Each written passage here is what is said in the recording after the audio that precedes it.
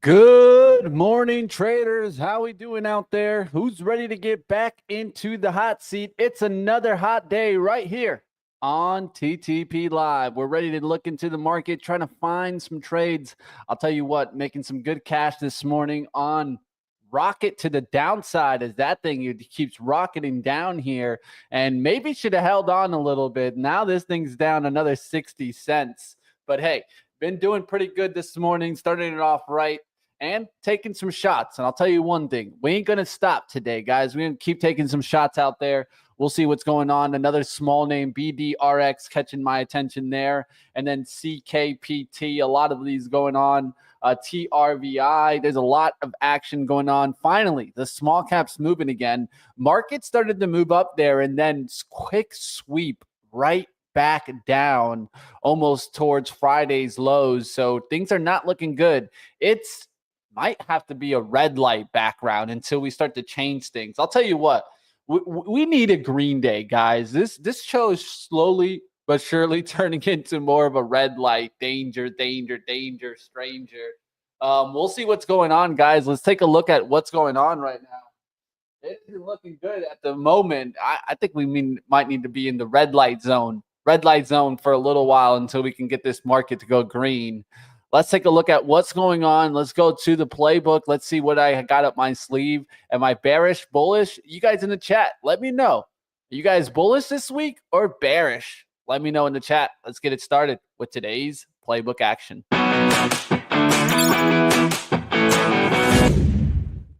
All right, guys, to start things off, we're going to go ahead and take a look to see what's going on right now. I mean, there's a lot of action going back and forth, but we got to find where the trends are. What kind of stocks could we really kind of ride here? And I think that we really need to be looking at more of those defensive names. And one thing that we saw last week that was not a good thing, not a good thing at all, was the XLF starting to break. And I talked about how the financials could be the best sector of the year. Well, look at that. It's coming right back down towards those November gap. And it actually cracked that gap and now starting to go into that gap zone. So anybody that got long after Trump was president is now red. And this is a big deal. And one thing that you're clearly seeing, and it was mentioned by the Trump administration, is kind of a transition.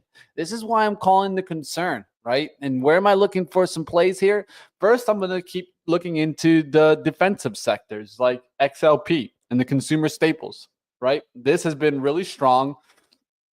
And the uncertainty in the market doesn't make me think that this is going away. Of course, this started from a move down here at the bottom, and we were looking at this as it was starting to come out of this 80 zone, and it did break that 80 zone. We were looking at that even as we watched this break. We created this trend resistance line on November 19th, updated it on January 28th, and that was right when we were coming at this spot right here, right? This Tuesday spot. And we pulled back, held the 9, and just slowly grinding on the 9. Now we're looking to see if we can hold that 9 and make a move back towards 84 and make a breakout towards the top. If we want to look at what names are strong here, take a look at Procter & Gamble, Colgate Palmolive, right? Those are names that I was talking about last week. Also Clorox on that radar that I'd be watching. Let's take a look to see how Clorox is looking right now. CLX making a nice little bottoming look here. I'm going to be watching this one. I think that we have some opportunity with this one. You got Unilever. There's a lot of options here, but this one doesn't look too bad either. Nice little move back above the resistance of 60. Could be going higher. Another thing, of course, to mention, these are where the dividends are. So they're going to be continuing to look here to make some cash while the uncertainty is on the sideline. All right. Well, the uncertainty is as high as it can be, right? It's not on the sideline. But one thing that we also need to be looking at is the VXX trade. This morning, it already ripping through the roof, guys. This one getting a nice little 4% move from this morning, and not what you wanted to see, right? I mean, it's been up all morning long, got up as much as like 4%. We'll see if this can continue to rise. I'm looking for sweeps back to 53 that makes sense for some support attempt here. We'll see what happens there in the VIX. Do we open with at least some kind of up action? That's what I'll be looking at. If this just keeps going to the upside, there's really not much play here because it's a little bit far from the morning action. All right, let's go now towards Yang as I'm looking to short some China names.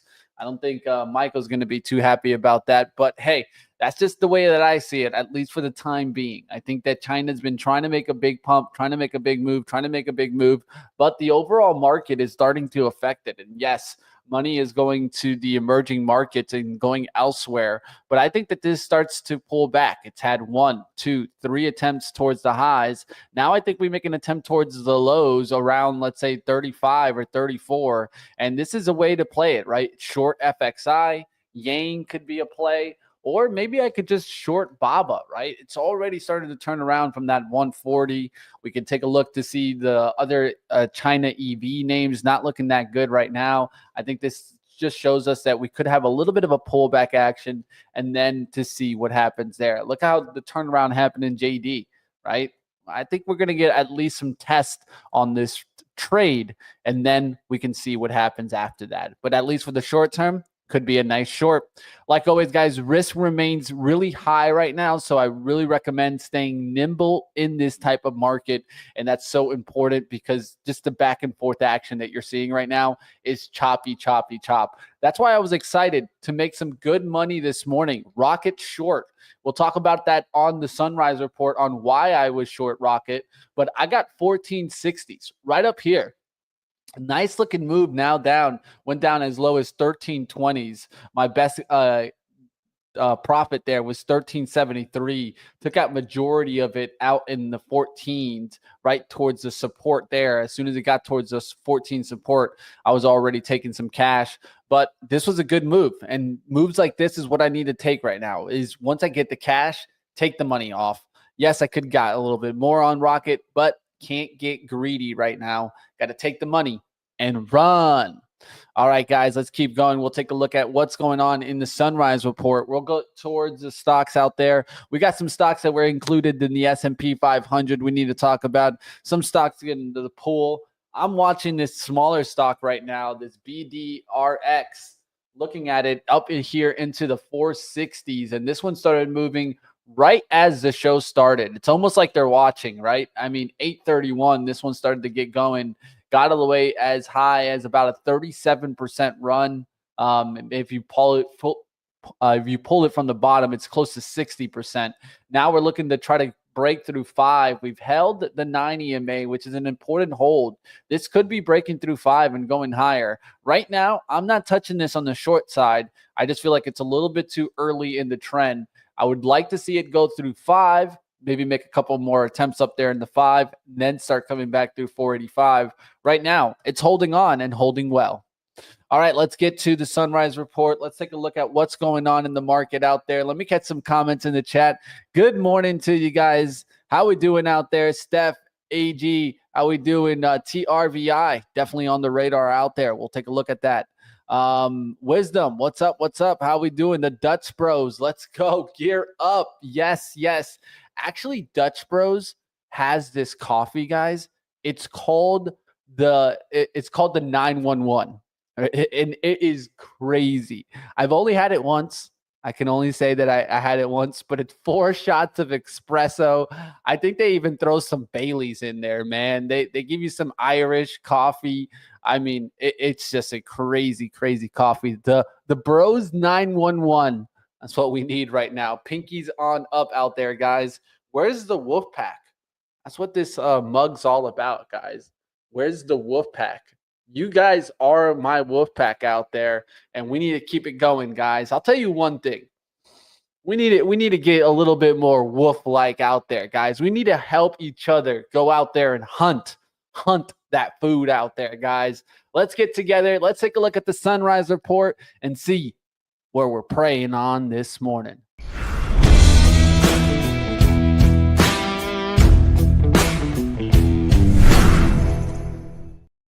All right, first up, guys, we got to talk about some economic data that will be coming this week. It's a big week. Look towards that. On Monday, we get the New York Fed consumer expectations, right? So we'll be looking at consumer expectations today.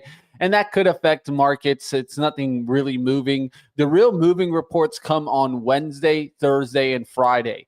So on Wednesday, we'll get the CPI or inflation report that will be, of course, a big watch, as CPI did a slight spike on the recent report. And now we'll be all eyes open to see if we get some further spike. Another thing to look at is PPI on Thursday as we get that inflation report. And then that's an important one because it comes right after CPI. So you get to see that reaction versus how it reacts to PPI. And then on Friday, we get Michigan consumer sentiment. Of course, I expect this to be bearish, but we'll see if anything changes tunes during the week. Of course, what has happened, right? Well, the futures are sliding ahead of key economic data this morning. Last week was pretty rough. It was down 3.1% in the S&P 500, the worst week since September. So it was pretty bad, guys. Down 2.4. The Nasdaq even further, down 3.5%. Market turbulence, of course, and recession concerns starting to come in as U.S., Mexico, and Canada tariff negotiations keeping the markets on edge. Trump calling the economic slowdown a period of transition. And this is when the administration's starting to admit that they're hurting the market. And Trump understands that, hey, I need to get these things done. So he's slowly changing its tune in that, this just bullish, rah. Now he's trying to say that there's no pain with no gain, right? So you have to go through some pain on the downside to get the gain. Well, it ain't looking good right now in the markets. All right, we'll see what else is out there as different analysts are putting a different risk measure out in the market. Some potentially risk of 14 to 20% drawdowns is rising. That's pretty intense, right? We've talked about how that essentially starts a bear market in the measurements. The SPY down 7.4%, and towards Friday's low was closer towards 7.7. from the highs, right? So we'll see what happens. The crazy part about this is that we can't forget that this actually came from the highs. That's a scary sign for me, right? When we get caught a lot of the times is when we're on one side and the whole other side just flips on us. If we take a look here on the chart, right? Look at the SPY. Look where it was, right? It was right near the highs there, and that's where we got the takedown. That's not good action, guys, and definitely not something that you want to see, right? So SPY coming from all the way there towards the downside action. It's about 7.5%. Not looking good, guys. Will we get to 10%? 10% puts us closer down there towards... that's like 550, 552 area. So that could be the next stop. I think you got to look at the monthly and see where this pulls back to. Where could we stop? I think somewhere around here makes sense. That's around the 544. So even further than that 10%, maybe we see that type of correction. That's a correction of 10.9, 11%. We'll have to wait and find out if we come down that much, guys. So let's keep it going. Let's go to some stock news. This morning, of course, the bank stocks are under pressure. We've talked about it. Worries of economic slowdown hit JP Morgan, Citigroup, Wells Fargo, Bank of America, Morgan Stanley, Goldman, suck. But yeah, we'll see what happens here now, right? Is this a complete breakdown? I think today is a big day for this sector overall. If the financials are going to keep coming down, that's not a good thing for the market, and the things are looking ugly this morning. So keep your eyes. JP Morgan, I say, might hang on a little bit more than, let's say, Bank of America or a Citigroup. Citi is definitely one on the target, if anything, on the short side. Let's go to Dash, as Dash is joining here. The S&P 500 shares jumped 3% after the news that it would be added to the S&P 500. And this one wasn't an expected one, right? I mean, it did kind of rise on Friday. We'll see if it can get back there towards the pre-market action of 194. I mean, that's a big move if it can get back up there. I think this is one of those that you can watch today, but I think we still need an up market for this to really make the move. So if we do get, let's say, a nice little bouncing day, I would definitely have Dash on my radar. We'll see what happens here. DoorDash joining the S&P 500.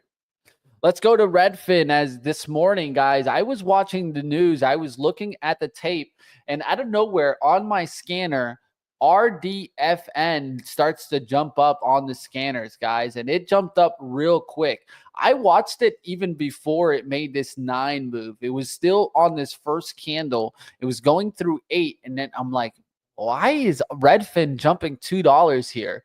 Can I get into this? And I was like, man, $8 is a little much. I need this closer towards like 750s. It goes right there towards 9. It even goes above 9 and then starts to pull back. I'm watching it here. It starts to pull back. It comes back here on this candle towards like 826. 850s was on the offer. I was like, can I get after this? I was like, but I don't see any news out there. Where's the news? Where's the news? Out of nowhere, guys, the news comes out. And the news comes out, but all the way at 658. So we're talking already when the stock is up there towards $10. And that by that time, I really just couldn't do much, right? By that time, this is when I saw the news here. So there really wasn't much for me to kind of jump in there. I would have had the bot without knowing the news, without having the reason why Redfin was jumping to the moon. But what I did was I said, you know what? Let me go looking somewhere else. Let's go look at RKT, because that was reported that this was going to be the buyer. And a lot of times the buyer, of course, comes down and the stock being acquired goes up. So I went after it, guys. The stock soared 75% in pre-market Redfin after announcing a $1.75 billion all-stock deal with Rocket Company. The deal expected to close in Q2 and Q3 with a price of $12. So that told me more and more. And I think that tells me also to look to see if maybe Redfin can still have another run. I think this still could have a run towards 11 and 12s. So I'm just keeping an eye on this one. It doesn't need to be fast. There could still be a couple pullback day before you get that slow grind back up, but definitely one. I think you'll see some arbitrage. Take a look into it to see if they can make that money. And I think that's what was happening this morning, and they made some good money. Oracle, of course, before the earnings tonight, and you guys saw the headline on the title, and software stocks, guys, and software stocks are on the radar tonight. A couple of them reporting, and it's going to be a big deal because if Oracle could bring us back, they could, right? Let's say this has a really nice day. It starts to jump back there on the earnings back to 180, 190s. This chart is one of the charts that's going to be looking really good. And there were some names that were down here in January and February, and they were big buying. So let's see what happens here with the Oracle. Is AI trade done, guys? Let me know in the chat what you guys think. Is the AI trade done? I'll have to wait and find out. But Salesforce, all these software names could get a big move this week. All right, let's keep going, guys. Let's get out of that conversation. Let's go now to Novo Nordisk. Let's go to MVO, as this is one that I was looking to see if it was going to make an up move, right? I talked about how they came out with the weight loss drug and things like that, but their weight loss drug, CagriSema, is showing weaker trial results than expected. So this is just like how it goes in biotech. This is why I don't invest in biotechs, guys. I just feel like it's just too much risk. When this type of move happens, what do? You stomp on the bulls. And that's exactly what's happening this morning. Bulls getting just run over in NVO. And now the bears are in with a negative catalyst. And this could be a further leak. This could actually affect the sector overall, guys. So I'll be watching to see how XLV kind of reacts here. And it doesn't look good this morning. You can see it coming down. So right now in the morning, I'm already starting to get concerned about the market. It's going to really take some tech strength to keep this market up because the financials are weak. The healthcare area is weak. Let's take a look at the industrial space, an area that I've been trying to keep an eye on. And the industrials are weak also. So it shows me weakness all around in the market right now. Where's the strength? I'll tell you one thing. I'm going to have to ask Michael because right now it looks like there is nowhere where there's strength. A lot of times I can take a look, financials, healthcare, something like that. Even when you look at it, the consumer staples, even though I'm looking to the upside, right? I mean, they didn't really go anywhere on Friday. They were kind of hanging in there, going sideways. Where's the money? Show me the money, guys. I'll tell you what, I'll ask Michael and we'll find out to see where there's some pocket of maybe some strength out there. I don't know. It looks to me a lot like some relative weakness out there. We might have to go looking for. Let's start this show, you guys. You guys see the red light. This red light needs to change to green light. I'll tell you what needs to happen. Qs need to have a bullish day. It's just ugly, ugly, ugly, guys. Even when we bounce, we're not coming back up and actually trend changing. When the 9 is staying straight above it, showing me more and more that even the bounces are short-lived. And the buy the dip mentality has been strong, but I think they're starting to break. We have to find out in the live trading action.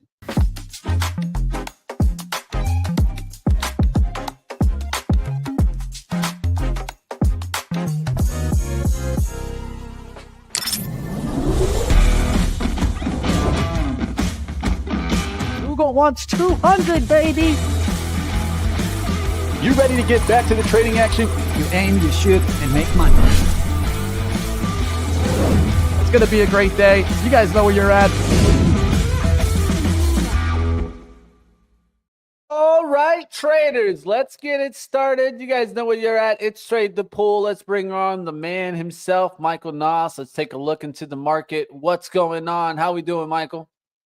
We're doing good. We're stuck in this range. We're hanging on. Red light, man. Red light. Market's in turmoil. It's coming down, baby. Market's in turmoil. That'd be whenever that came on. That's on CNBC. That's the biggest buying opportunity of all time. But you know it. They come with that one. They love that headline. Oh yeah, get those old people scared so you can make some money. But I'm picturing the the hang in there kitty. Oh, there you go. There you go. That's what because we're right on that support, and I did a whole bunch of scanning this week. I went through like 200, and it's just everything's just right at support, and really hoping that yeah, man, really hoping that thing's gonna it was hang. ugly. It was an ugly week, right? I think one of the things that I was looking to see is if certain sectors could stay strong, right? At least something, right? Show me rotation, right? Show me that at least some are staying near unchanged or just slightly down. But even the financials starting to get a little weak there. Healthcare starting to get a little weak. Those are pockets that we were seeing some strength. What are you seeing now, Michael? Is there any strength? Is there any sector that's showing some strength? European financials. European. I think we're clicking it literally at the same time. There you go. Did it change? Hands off.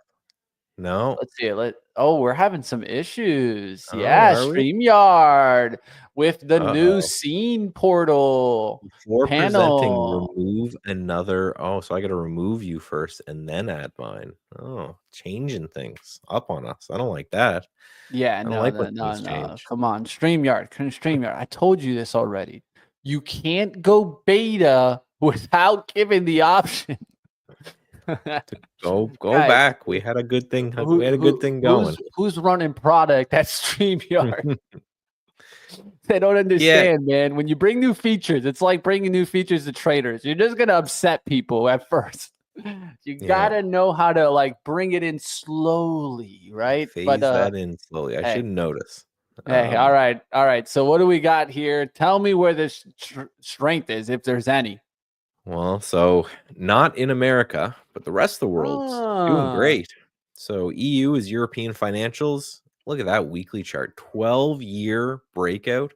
And then just go into the daily chart. Look at this thing. Yeah, man. Just absolutely screaming higher. So, this is obviously not something to day trade, but for swing trading, it's an ETF. You can trade those things. We have EWL. Switzerland's doing great. We have the UK is doing fantastic, up near highs here. I'm actually watching this chart for my own portfolio. If we can dig in here and actually push out of this base, we got the United Kingdom. I love the monthly on this chart, man. Just sometimes we say technicals, it's important to know, but I think it's more important to know them on long term, right? Mm-hmm. Long-term charts, yes, daily charts or, let's say even weekly charts sometimes can fake you out.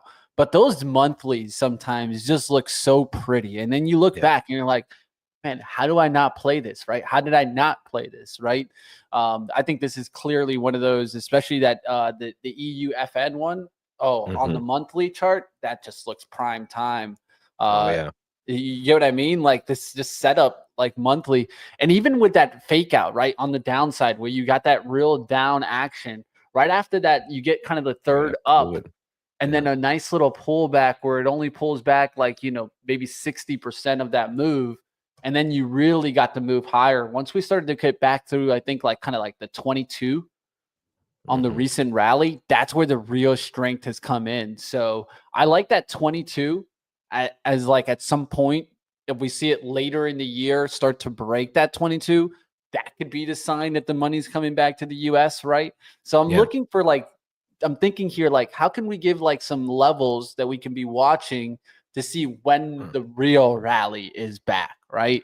Because we're going to get some jumps and some bounces back, but I think we got to start seeing some kind of held strength, right? Some kind of strength move that actually shows us that maybe this trade is turning and the US is coming back.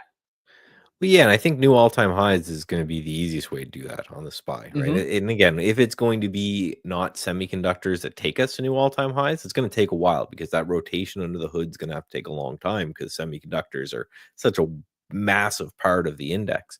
So Yeah. you're gonna start seeing that in other sectors. But the reason, I know, short-term trading show isn't too interested in this, but I think there's a theme here, right? China is doing phenomenally, right? Breaking out. There's KWeb breaking out of this range. FXI is right near this prior high. Looks like that could break out. The whole rest of the world, there's Sweden doing well, right? The Netherlands Sweden. breaking out, right? A lot of places are doing great. And what it shows is just people are worried, and I think it shows that this whole move in the Mhm. market right now is just politics, and it's just uncertainty and fear around politics. And if that gets sorted in some way, there's some sort of resolution to the tariffs and some of that stuff that's going on. There's nothing stopping this market from screaming higher. This isn't a the economy sucks sell off, right? This is a we are unsure about what the future of the country is going to look like sell off. And that could be the difference is that if it's an economy based sell off, if we were seeing massive unemployment and huge credit card delinquencies and all of the things that really show in a bad economy, then that takes a long time to fix. That's hard to fix.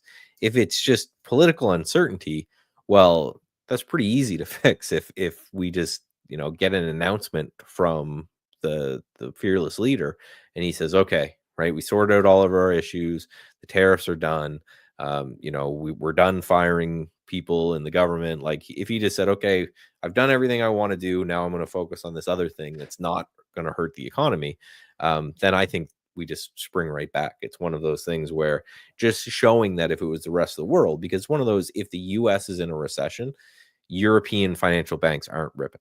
They just don't. If you can see this in 2008, right? The whole world, when there was a Yeah. great Yeah. massive recession, the whole world went down with it. So I think the fact that the rest of the country is doing well, where the US is doing poorly, just shows that this is a specific kind of political issue. And I think so. If we're talking about what's going to get us out of it, that's what I think is going to get us out of it is some sort of big State of the Union address where they go, okay, I'm I'm done kicking over the apple cart, and Mhm. this is my next focus, and we're going to go on that. I think the market just screams higher from there. Yeah, I think the concern also is, of course, the rhetoric changed by Trump administration now, calling it kind of more of a transition period that we might need to go through. I think that put even more scare into the market because everyone know that Trump was being, very raw bullish, and in Mhm. this case, he's not. And I think that that's a sign of concern, right? I think it's the first sign that Trump is actually admitting that he could be causing some weakness into the market. And that's a good and negative sign because I think it's a part of slowing down the horses, right? Like I think he's realizing like maybe he's having an effect that he doesn't want to have, Mhm. right? And so now he needs to kind of like make really wise decisions, right, with his next choices that he makes. And I think that that's okay. That's okay because the truth is we all know how the first 100 days are, right? You just try to do what you were intending to do, put it out there, and then start to see how things work, right? So I think what you're saying is completely true too, right? This is politics being played into. These are decisions that are being made. And now people that decisions are made, they start trying to quantify things, right? So I think that that's why you're seeing the pullback also, because people are trying to, financial model this and play in tariffs, play in what they expect to happen in inflation. But these are all guesses, right? These are models, and I think that that's another thing that could be playing in here is just kind of that fear in what the models are telling you versus what reality is telling you, right? What's really showing up. That's why I think CPI this week is going to be so important, right? Because let's be honest, right? CPI just comes down massively, and this market could be right back up, right? I mean, Well, those and inflation concerns could go down a little bit. Jerome Powell on Friday saying that he's not ready to cut. I don't know, man. It's always fun, the right? I always love the rhetoric out there. It's just like the back and forth. That's why I think you do it well, Michael. You just say, let me just look at the charts, right? Let me just see what's going on here. Because it is a correction. That's what this is, guys. It's not a market crash. Let's get that in order, right? Even though the red light's on, it's not a market crash, by no means necessary. It's just a kind of a shaking of the valuations. And I think this was just more of just getting the AI euphoria out of the market and giving the ability for some quality to come back in. Well, and speaking of, right, one scan that I did on the weekend that's real easy to do is just go in and there's just a new all-time high button on Mhm. TradingView here. So I just went, okay, show me everything that made new all-time high last week. Yeah. Right? We have McDonald's made new Mickey, all-time high last week, and look at that massive candle in the breakout. The don't eat the CKHKP lettuce. checkpoint. I've got this Don't eat the somewhere. lettuce.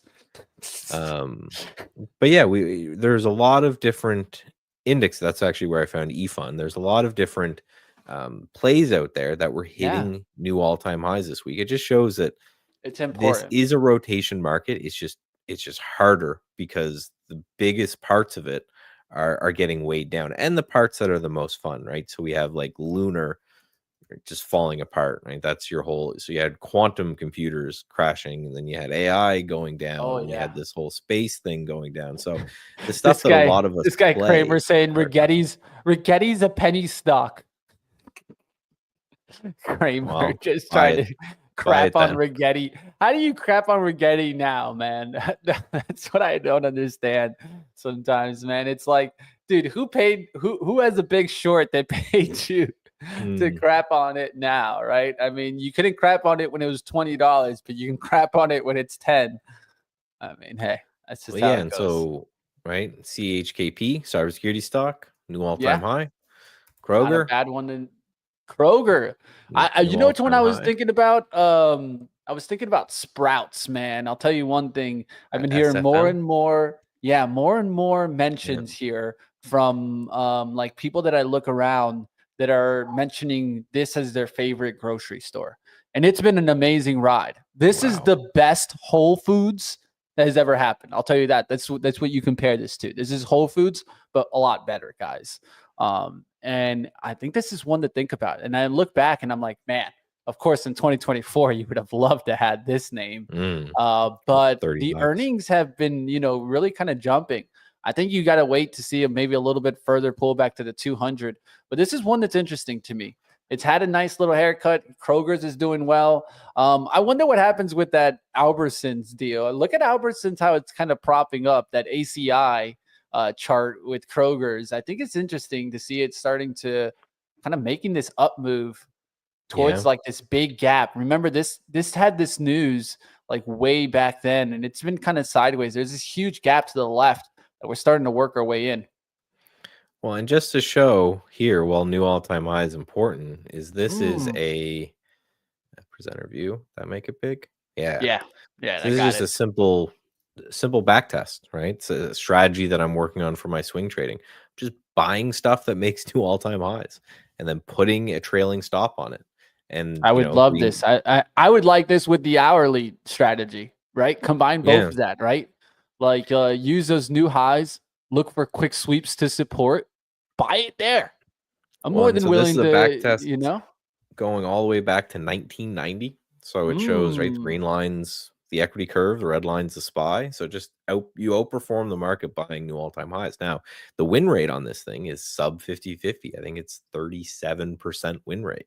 So you got to know that when you're buying these breakouts, you're going to be wrong more than you're right. That's fine, right? Just I means that like it. I like eventually, it.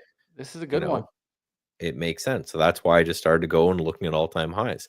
The idea and the thing that makes the most sense to me with this is that every time we have a new bull run, it is never the thing before that makes that new run, right? I always give the example of 2020. What got us out of the 2020 bear market was all the pandemic names.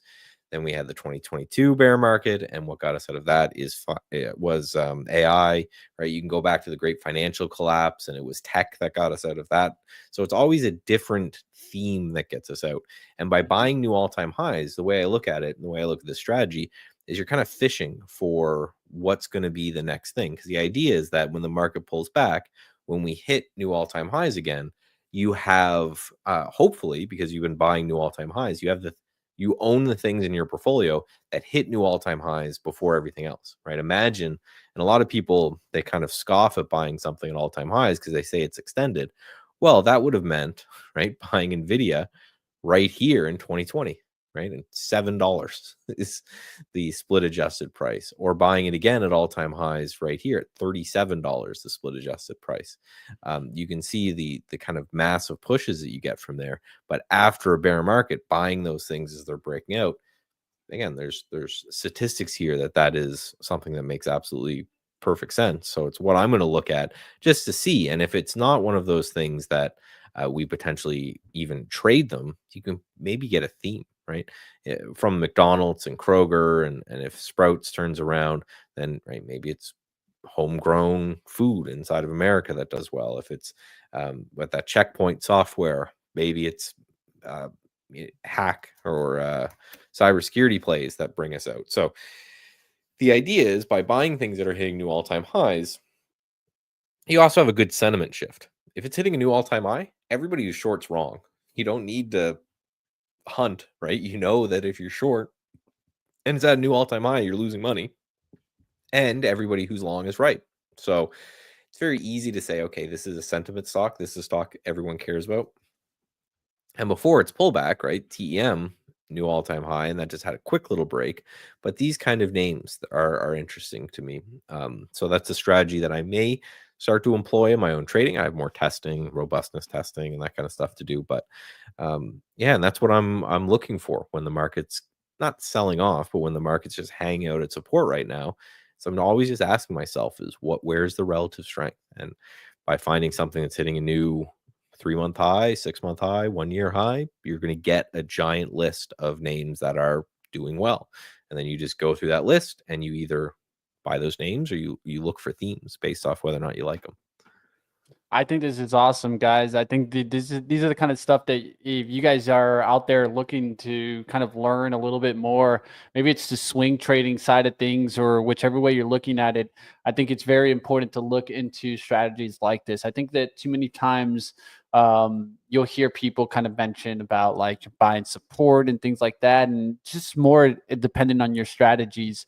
But this is one thing that I've definitely seen that has worked, and I think it's one of those things that it's kind of one of those things where majority of traders don't look for stocks that are hitting new highs, but really that's where the strength is. You just have to find ways to, I think, play it smaller or try to ride the trend, right? So how can I find ways to, instead of looking at these names saying that I'm going to make 10 20% gains, how can I consistently make 5% 3% on these kind of new highs?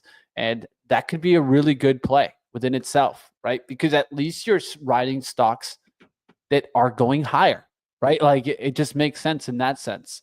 But let's keep it going, guys. We'll take a look at some other plays out there. We're getting towards the open here. Yeah, the heat map. I was going to bring up the heat map, but I took a quick look at it. It's just the color of my background, guys. There's a reason why I'm red. Right. It's just how it is right now. Like defensive names are going up, and that's fine. But generally, what I'm looking for when I'm looking at this heat map Yeah. when everything is red is something that's not a defensive name that's going up, right? So, Yeah. you know, this kind of stuff, it all makes sense. The only thing that makes sense that doesn't make sense that I want to take a look at is DoorDash and The the kind of dash. gap that it's happened here, right? The So, dash. The dash dash. Well, it got added to the S&P, right? S&P 500 ad. I think this was played on Friday. I always say that they know these before they come out, man. This was played on Friday ahead of it. So I'm looking at those lows to see if they break. well, You- and that's what I'm looking for, right? Is because I want to look at the normal thing, and now that you told me that, I'm definitely going to add it to the AVWAP fade, right? And there's not much yeah. that I could find today, so I may be focused just entirely on the S&P 500 because I couldn't find really anything that got me super interested. Now, Dash No. broke down right off the open, and it broke down here, so maybe this is already done. There's nothing I can Mhm. do. These things being added and things being removed sometimes have really quick pops, but it's not like it used to be where you could play kind of multiple day plays off these.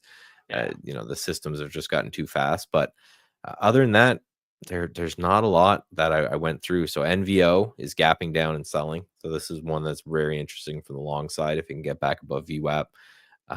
You know, Uber, Lyft were kind of interesting. There was some news on them, but yeah, I couldn't find anything that really stood out. So I'm going to go back and look at my scans again. Yeah. But Dash was one of them. Lunar, I'm interested in. Um, Uber has, of course, Waymo opening up in Austin soon. So, so for Southwest, the Southwest, event, the conference, I've been to it. So that's what's going on there. So Waymo is going to be running some trials in Austin during that conference, which should have kicked off. And then, so with that being said, you could look to see if Uber gets that lift there. Of course, Waymo is owned by Google. So we'll see what happens there to see if maybe some Google gets a lift. But I saw Uber um, being talked about that and how, you know, they're trying to push ahead on Tesla, right? Try to get their cars pretty much in multiple cities and really start to push on that. So, hey, not a bad way to think about it. I think Uber's doing the right thing in teaming up and learning from this experience so that they can keep moving forward. yeah, and if we do get a flush in the market, I'm watching this Lunar for a crash. Lunar. They had the bad news. They did a really good job actually rallying on Friday Yeah. here. A good job popping up, but gapping down today. This thing is just obviously incredibly weak, very news driven. So if the market can't dig in and if the market flush, I was just looking at this in the pre-market, right? It just got below VWAP and it's just been hanging out. So we've got a low there of 675, and then through that you could see a little bit of a flush and a continuation on these names. Again, something that I'm trying to do more and more of as I hone this strategy is just use long-term technicals, right? And go in and search at, what's going on the longer term. It's where I make my money. So Yeah. I'm starting to think more and more, right? Come up with some long-term technical ideas and then just day trade them, right? And see if that ends up doing well for this day trading journey that I'm on. But yeah, nice, interesting little look there. So if we lose today's low, which is right 775, again, there's really nothing stopping us to get $7, and then through $7, there's really nothing stopping us. Period. And this is one of those things, just like when we lost the quantum computing names, they had Mhm. I'm looking at this kind of action right here where it just flushed for 3 or 4 days. Maybe that's what we're going to see in Lunar there as well before it just does this, which is just kind of chop nonsense just over and over again. So that's really all I'm seeing. Is so Dash, Lunar, and then maybe like X or NVO are the only three that I'm super interested in watching. I'm actually going to remove these guys. So what's going to happen is on very slow days like this is why also in the trading plan there that I shared, I started talking about I'm going to start looking at the overall market and TQQQ, SQQQ, and start to look for those kind of undercut and rallies. So if we go to the pre-market action, which we do, we'll take a look at the pre-market highs and pre-market lows and mark them up. Um, you know, if we get a sweep of these pre-market lows and then some sort of a bounce, that's kind of interesting to me. But really looking at the 480 here on the Qs. If we sweep those lows and then start to bounce, that might be a little bit of a trade. But I think more than anything, that's going to be the thing that I'm focused on with. I'm sure you went over these with some interesting stuff going on at 9:45 and then at 10.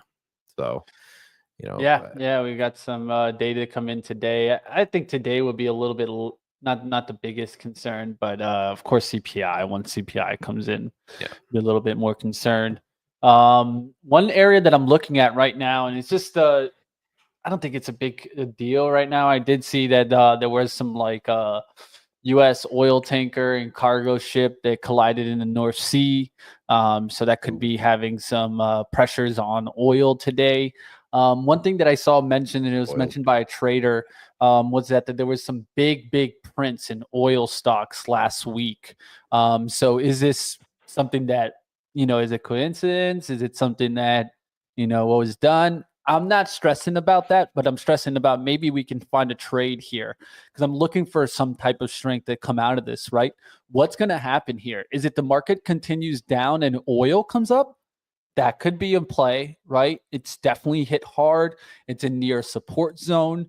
I think it just undercut a support. So let's see if it does that undercut and rally back through that support. So you guys can see that chart right there. And it looks like if we could get back, let's say towards, I don't know, 71, it would definitely get me to the point where I could see like, okay, maybe this is just that undercut and rally coming back here. And this is another one, just a tip that there is let me see if I can find it real quick. This is from my experience of when I was trading with the fivers there. There's a CFD you can get for real time. Yeah, so this is West Texas oil and then spot. You can see on some of these CFD ones. So if you're looking to have real time charting of oil itself, you can do that through the CFDs and not have to pay the exorbitant price that's always there for when it comes to getting futures data. Like, especially me, that they label as a professional. It's always great, right? It's always great. That was the one thing that kept me for a little while of getting into that level. Dude, I get triggered as a professional just because I do YouTube sometimes. I'm like, what do you mean? I'm not doing anything. Dude. I'm not managing anyone's money. Leave me alone. Just on YouTube, man. PC tried to shut me out for a little bit. I had to battle with them for a while. I was like, dude, I'm not doing anything. If anything, I'm doing you guys, your brand, a solid by using your platform. But you know how it is, so man. And then you can obviously do CL. You'll just have delayed data, and CL, this is kind right? of the And main. I think it's just interesting to watch. It's nothing that I'm trading like, let's say today. But if I could see a big up day, why not keep it on the watch, right? I mean, it's a huge, this 67 to say 65 area has just been absolutely massive. Look at Chevron, the Chevron on a monthly, especially. Like sometimes like when you're waiting for something to happen, I look at the monthly chart, right? If you're waiting for something to happen, give yourself the longer time frame look. And this doesn't look bearish to me, right? No. It looked like it's basing, it's trying its best to get the move. Getting paid a nice little dividend while you wait there too, right? So that's what. Yeah, huge dividend, right? Yeah, 1% a quarter, so 4% a year just to sit. If you like the name and you're just sitting on it, that's. And Chevron's not going anywhere anytime soon, right? We all know that one. So I think this is one to watch. I think it's the prettier chart than, let's say, like an XOM, where it's kind of like on the bottom end of the range and kind of chops around. Chevron looking interesting there. And then I'll just take a look at this. This is just something I think to watch, because right now I feel like that's what you got to be looking at. You got to be looking all around this market, try to find some strength. Well, I always say that this is the time to work, right? When the market's screaming higher every day and just going higher and going higher and going higher, you better have a full portfolio, or what you're doing is you're chasing things, right? Because if the market's moving higher and your stock isn't, then it sucks and you probably don't want to own it. So you want to already have a portfolio of names that are moving with the market, hopefully better than the market. So there's less work to do during screaming bull markets. Now is the time where you make a list, and then hopefully right? You end up getting the right thing when the time happens. But just opened here. All right, So guys, opened up here this morning. I was able to make a really good short on Rocket, so we'll see if I'm able to grab something else like that today. As the news came out on Redfin, shorted Rocket, made a good close to a little bit over 300, probably about 318 after the fees there. So good trade this morning. Watching Rocket bounce already to the 14s. Would love to see this over the 14s going back towards 15, and then I don't mind getting short Rocket again. Just needs to get back up some, right? Like squeeze some of the shorts, and then I'll come back into it and hammer it back down. Where I shorted it originally was 1465. So at least back up to that area if I want to get short again. yeah, so the Qs initially swept that low and then bounce, but of course we're like 1 minute into the day, so we got to watch it for a second. Just putting on, forgot to put on my alert. Watching BDRX here. Yeah, so we're swatching that. Of course, I'm watching this lunar to see if we get a breakdown this pre-market low. That might be an interesting place for a little bit of a short there. And there goes the Qs so far breaking that low. The next area obviously to watch is these lows way back here, right? So that's 480.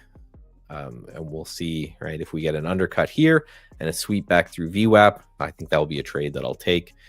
Otherwise, I think we need to see that other prior low.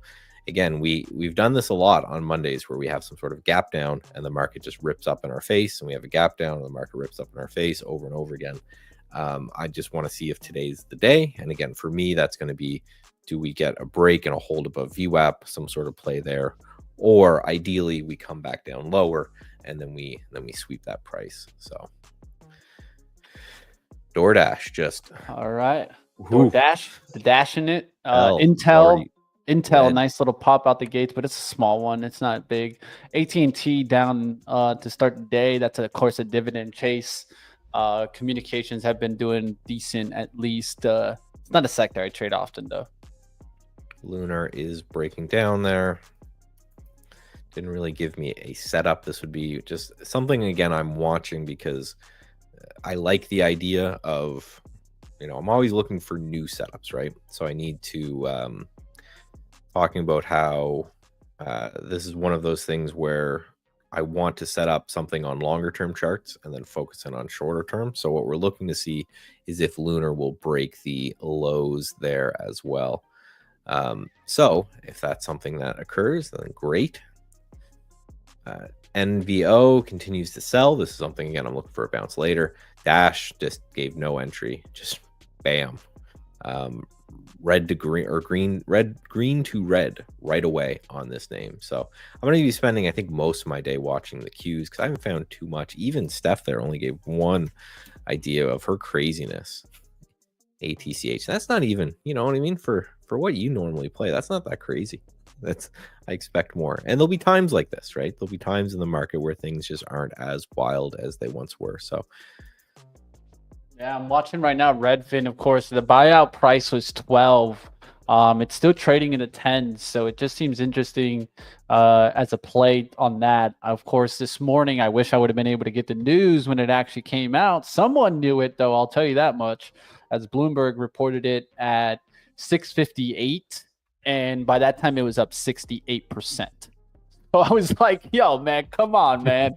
Who at Bloomberg gave that thing out there? Because, man, it was one of those moves where I watched it happen too. I watched it pop to 8 and then it went to 9 really quickly.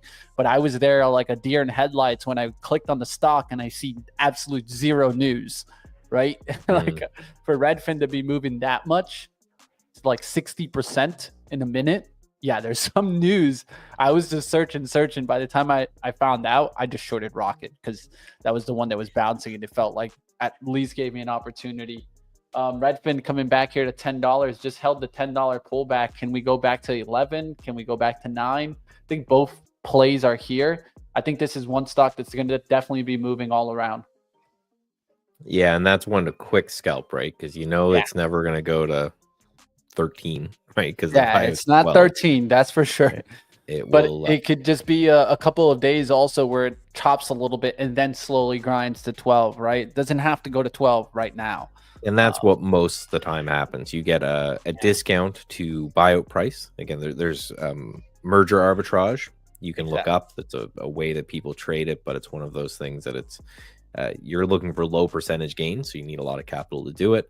Generally speaking, you're shorting the acquirer and you're buying the acquiree, and you're knowing that that spread generally tightens over time. So let's go back and look at the Qs.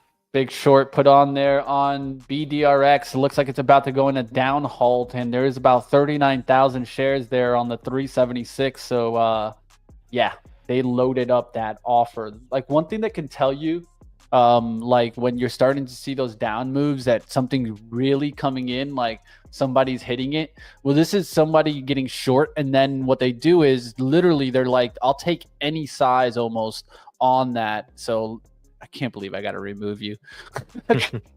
But you see it here, guys. And so you see that offer right here. I was watching this and it was kept moving up. It was at first like 20,000 and it moved all the way up to 39,000, right? So essentially someone saying, if you bounce the stock, I want more size.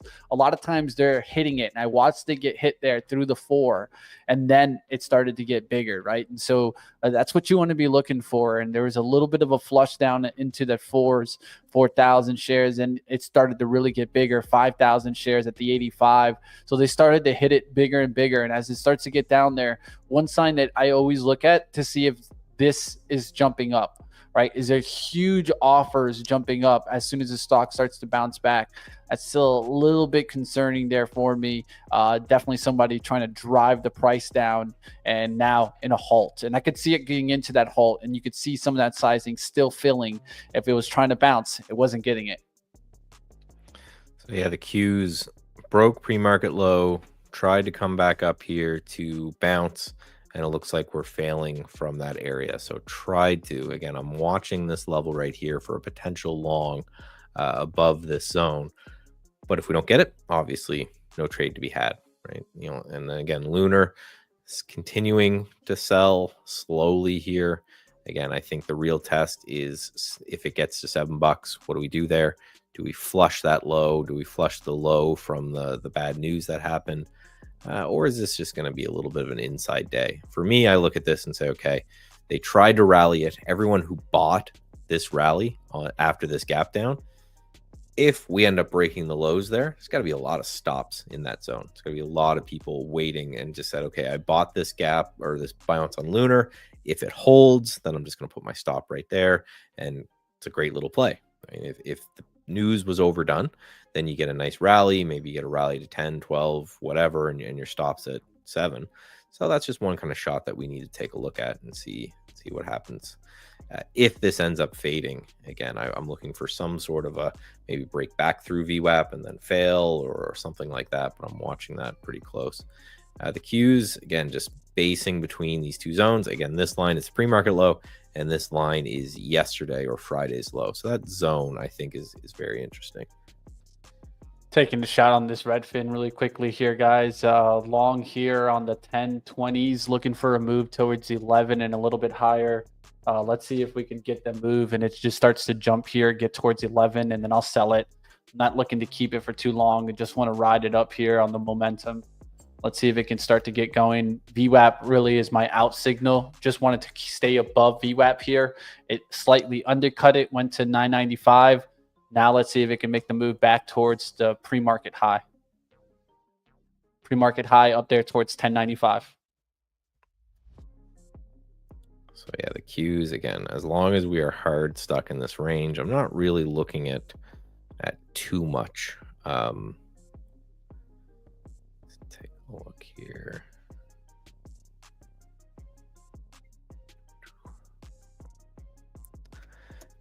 Yeah, we are just kind of range bound here on the Qs. So it's one of those, is it good to take a deep little breath, say, all right, we're stuck in our range here. Let's not get too excited one way or the other. But I am watching again the Qs for, ideally we consolidate here for a little bit longer, and then if we break up through this line, which is the pre-market low, and we break up through VWAP, just a little bit of a shot for kind of an undercut and rally. So we spend some time under that zone, and then we're potentially going to break up through that zone.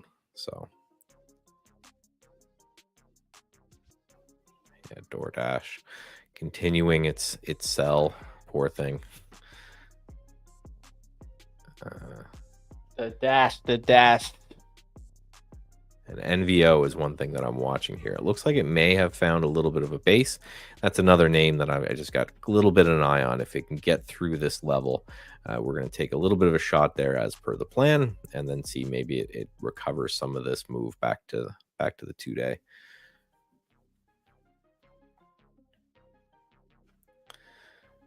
But here we sit. Here we sit.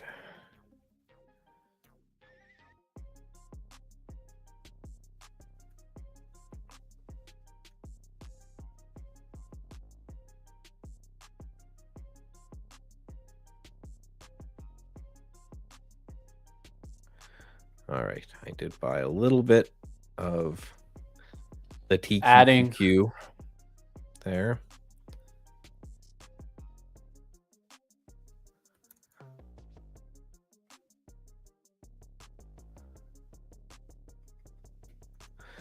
All right, so the idea is there. I need to see a hold before I get a full position. But yeah, the idea is pretty simple.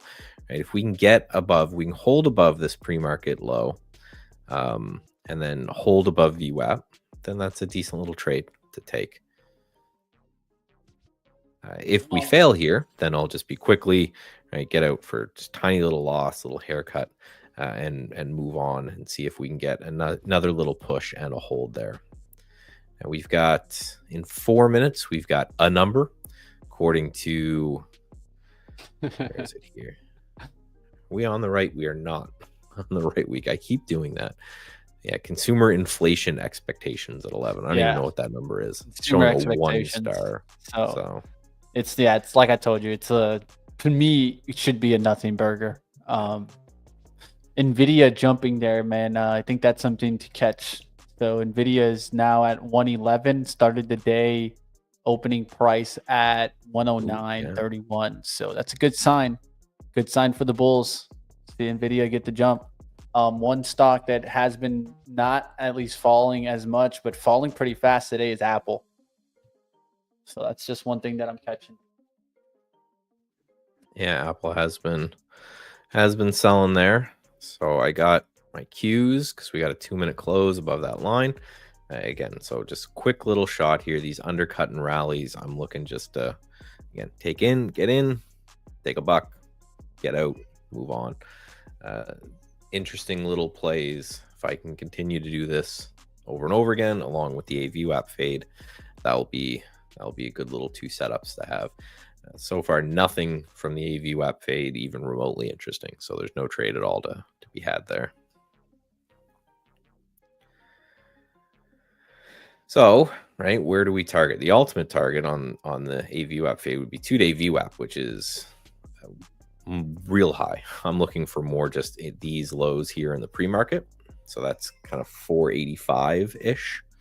Because again, the idea with these, you want them to be pretty quick. You're looking for shorts to have gotten trapped into this zone and then for them to rally above. So if these fail quickly, then it just, again, you take your haircut and move on. That's the plan with these. Same with the VWAP fades. You can see the premise behind a lot of what I'm doing is the same, just the technical setup is different. I'm looking for people to be trapped on one side of the move. I'm looking to take another side of the move, and then I'm just looking to profit off that really quickly. So I'm going to start giving some of these, especially these ones, time stops. So we'll give it maybe 1 or 2 more 2-minute candles. And if we just don't get the move we want, we'll just exit at whatever price it's at, and then look for the next one. But we need to see a reclaim of VWAP with a little bit of further, and that could create this move higher. Again, just watching Lunar, just again doing an idea here of Lunar, just to see these 2nd-day plays. Added there on Redfin, taking a little bit of a bigger shot here, guys. Looking for Redfin to go higher now. It's looking good. I'll jump on the chart in just a second here for you guys. Let's see if I can get this one. Q's here, trying very hard to get over that. They're trying. just to see if they can stay over VWAP and then maybe get a little bit of push. The reason for I'm interested in the long side is just how overdone we are. And we're sitting right this low. I think the perfect setup would be an undercut of that low and then a rally. Just may not give us that. There's a lot of buyers that came in on Friday to push this thing higher. So those buyers, my theory is, may defend that price. So again, I'm just long, kind of right in this area around 483. I'm on the TQQ, but the equivalent of, and then worst case stop low of the day. Again, 1 or 2 more candles. If we can't get going, then just give it a call. Actually, I'll say 1 more candle. So not this candle, but the next one. If you can't get going, I'll just exit at whatever price and call it a trade. So then immediately after that, I'm sure it will rip to where I want it to go. You know it. All right, guys, I'm in this Redfin here, guys. You guys see it at the bottom left here, about 600 shares. This isn't a funded account, so bigger position for me, trying to step up to the plate and add at the right spots here. Now going towards the 34s, need at minimum 37, but looking for a pop towards 1050 here to take some out and look to see if we get a little more. Yeah, just indecisiveness here on the cues while we just kind of wait for a move in one direction, some way or another. So we're still pushing there again. NVO is the only other one that I'm stalking. No trigger there. It's bumped up here against this VWAP 2 times, 2 2-minute candles, and I want to see a close above that just for a reversal. This one's more of just this thing's been heavily beaten at support. So we're just looking for a little bit of a potential fade there.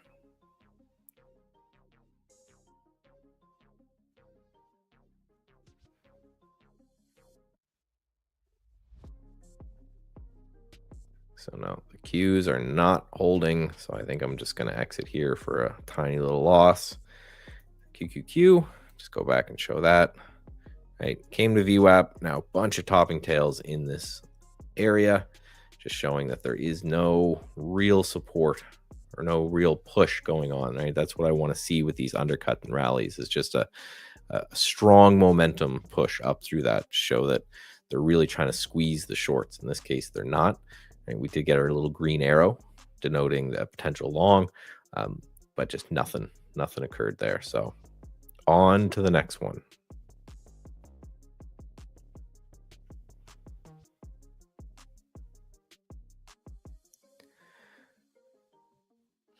All right, getting a pullback here, guys. It got up towards about 1040s, looking for it to get back towards that 1040s and then make a move to 1050s. It's holding the 9 EMA, not bad there.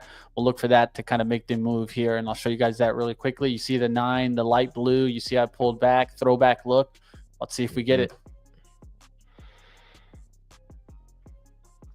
Just trying to keep it simple here, guys, on that aspect. Let's take a look. What's the change from the open, right? Real estate leading, communication defensive.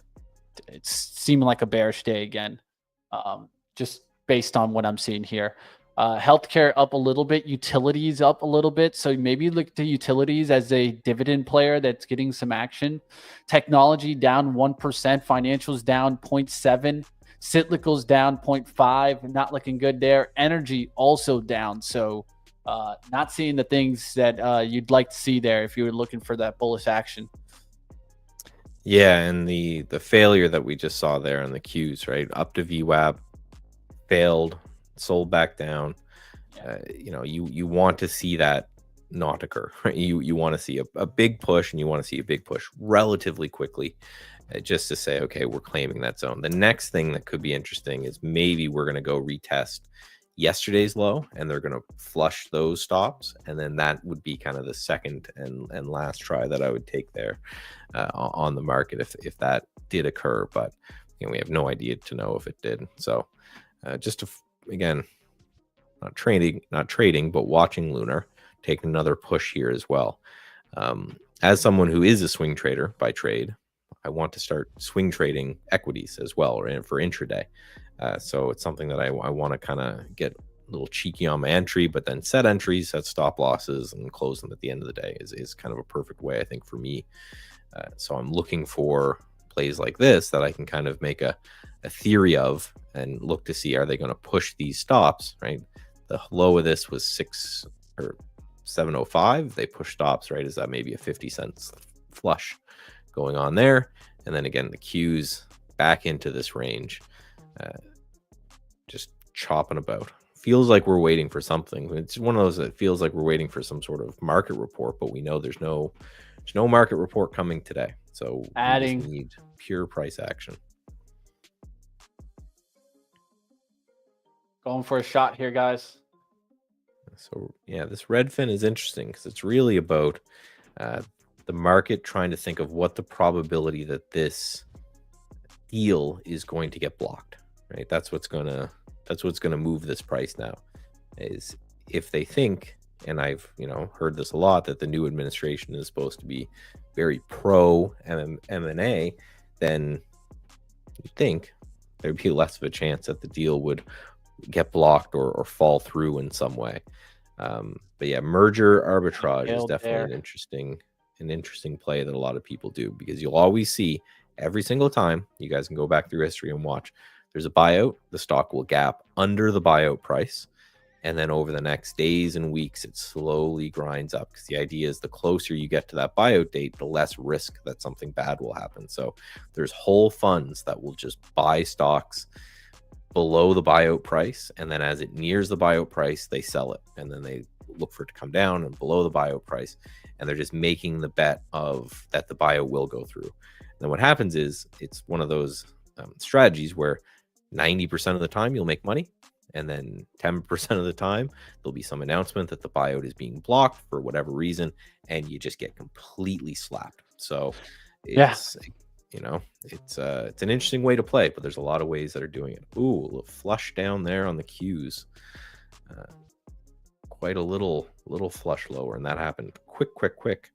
So there's definitely some sellers happening there. So again, yeah, it's putting pressure here on me. I'm getting bigger and bigger in Redfin. I looked for that nice little breakout. It had that opportunity here at the 1040s, 1036. I was looking for that 1040 run. The only thing keeping me in right now is the 9 EMA hold, right? So I'm just trying to grind and grind. It's holding above the VWAP. So that's why I'm staying in it here. But I am getting to the point where, like, kind of even my ticking time bomb's about to go off, right? So like it should go. At some point, I got to just break even and let it go. If not, cut out. Time stops, right? So, right, I would be shocked here. We can remove a lot of these lines, but I would be shocked if they don't at least try to see what happens under this giant wick that we had on Friday. Because remember, on Friday, it was selling off. It thought it was everyone like, oh, the market's falling apart. Everything looks really bad. And then they sweep it higher and closed pretty much right at the high of the day. Really strong day, strong close on Friday. Now that we're down here, again, just like I said with Lunar, you have to imagine there's a whole bunch of stops sitting right below this price. So that makes me think that there's a potential to run it, right? Run those stops, push those things lower and see, right? Do we end up getting a push below that level? And then how many stops exist there? So that's what I'm waiting for. I'm not going to short going into that, but what I'm waiting for is a flush under the low, trigger the stops.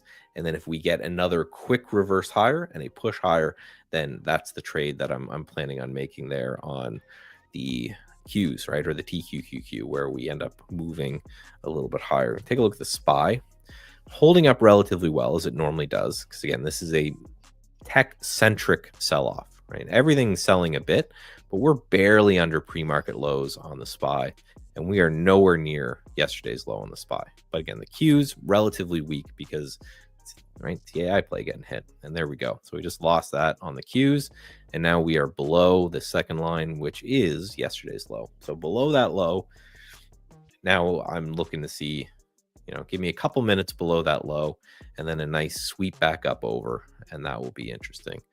My Lunar just continues to bleed here.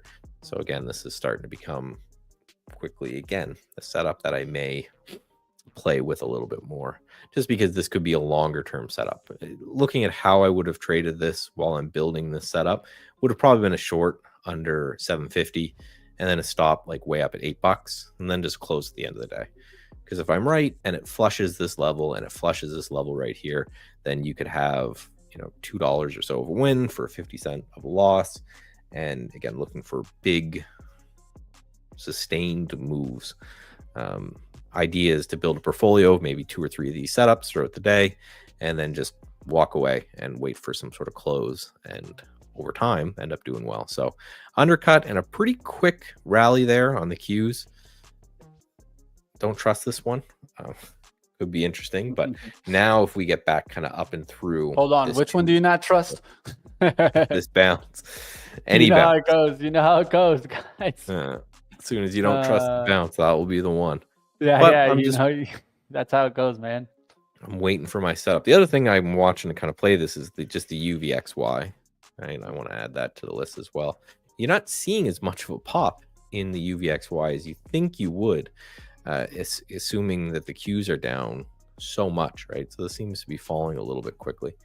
Yeah, if I can get the TQQQs, again, I'm looking for a break and then maybe a close back above VWAP. If we end up just sweeping and losing this area, then there's just probably no trade for me today. We'll take that one little haircut and walk away. All right, guys, watching RKT here has a bullish setup. It could fade away, get shorted into here. So I'm looking at it as a potential trade on the eval. Of course, I have $318 I've already made on it. So I'm just looking at it here to see if maybe it starts to fade a little bit. And Redfin gets the up move. Does Rocket get the down move? We'll find out. Usually how it goes, right? You buy the acquired company and you short the acquiring company. Yeah, there's just so much uncertainty everywhere else in the market. I'm trying to keep it simple. I'm like, you just go for this play that doesn't have all the overall market concerns in there, right? I don't have to be worrying if Trump's going to say anything right now on this. I don't think he cares. Unless he tweets that he's blocking the deal. He says, you know what, I hate RKT. Skyrockets, and then the other one tanks. So. What's his man? He was. I used to be able to go upstairs and go knock on his door in the Benzinga office, but they're actually in the Rocket Mortgage building. If you guys don't know, so we'll see what happens, man. Yeah, it's again it'll be interesting to see, because that's a narrative that I heard a lot from a lot of my trader buddies, is that, you know, one of the things that they were so bullish about the market with a Trump admin is that you're going to have more when it comes to M&A, right? The last administration blocked a lot of mergers. They thought it is more competitive, whereas this administration is just supposed to be more open to it. So if this deal goes through as is, that will be just, I think, a little bit more justification, because there's probably a lot of people aren't making these deals rashly, right? They're taking years to kind of go through the numbers and make sure it makes sense. So if you were, 2 years ago and you were looking to buy a company and you saw that they were blocking these mergers quite a bit, then you might say something like, okay, I'm going to wait until the next administration comes in. And when the next administration comes in, then we're going to try our buyout, as opposed to trying the buyout, having it blocked, and all the millions of dollars you'd spend on legal fees. Qs are in that hourly range reversal, right? So right around that hourly support, we touched down towards lows, 480.70s. We went to 480.20 this time, but on Friday we went to 480.70s and 480.50s on the hourly. I'm looking to see if around, let's say, 10:30, can we be above 482.30s? So that's what I'll be watching to see if we start to make a reversal pattern. Here we go. Let's go, Redfin. Let's get it going here. Let's really see if we can make a move here. Remove ad. Let's go. Did I add size there too? All right, guys, let's go ahead. Let's pay ourselves through this 40s. That's what I'm looking to do. At least pay myself a little bit through this 40s, and then look to see if we get the big run, right? I can keep a little bit on there once I start to break the 1040s here. Let's see if I can get it. I got about, this is the biggest size I put on the funded account, guys. But the big thing is it was like a nice 1 penny spread. I felt like I can manage the risk on downside moves, so I went with it. 800 shares on this one. So looking for the pop above this 1040s. It climbed really well. What I liked is it started to hold like on this trend line. So I can make that a little bit thicker and be like, yes, now start holding that, right? So you made attempts towards that. You want to hold that and make it a move through the high, the pre-market intraday high, 1039. That's right where we stopped. Let's see if we can get right back up there. And the Qs failed that jump pretty miserably.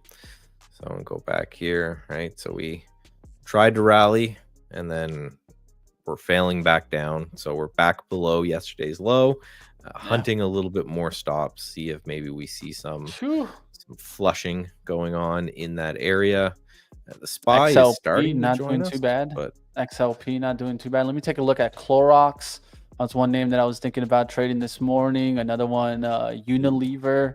That one's been going up, but it's been going up all pre-market. So that one's one of those tough trades where it just keeps going higher, right? yeah. There we go, guys. There's Redfin. Let's take some cash. All right. Cash in there, guys. $57 on the first 400 shares. Now can really let this work and see if it wants to go higher, right? I mean, now I can just see what happens here. So good action there. Taking some cash on Redfin and two trades on this one, right? So short in the eval on Rocket, making some cash, and then long on the Redfin. So what I liked about it here was I just stayed to what my strategy was more, which was looking at the kind of the rule of three and then just watching that 9 EMA hold for the momentum. That's what kept me in. Like you got a couple of these wicks that were just trying to scare me out. And then eventually started to close above the 9 EMA right here. And that's when I started to feel a little bit better. And then I could see the trend line really holding in. At this point, I can just ride this trend line. As long as it's closing above the trend line, I can keep riding that. And even if it comes back to here, I'm still in the green. I'm at 28, and this would be a 33 touch. So I can just try to let it work, and see what happens. Yeah, and that's probably a good trade to break down a little more slower later for people who don't understand mergers. But essentially, there's a merger was announced.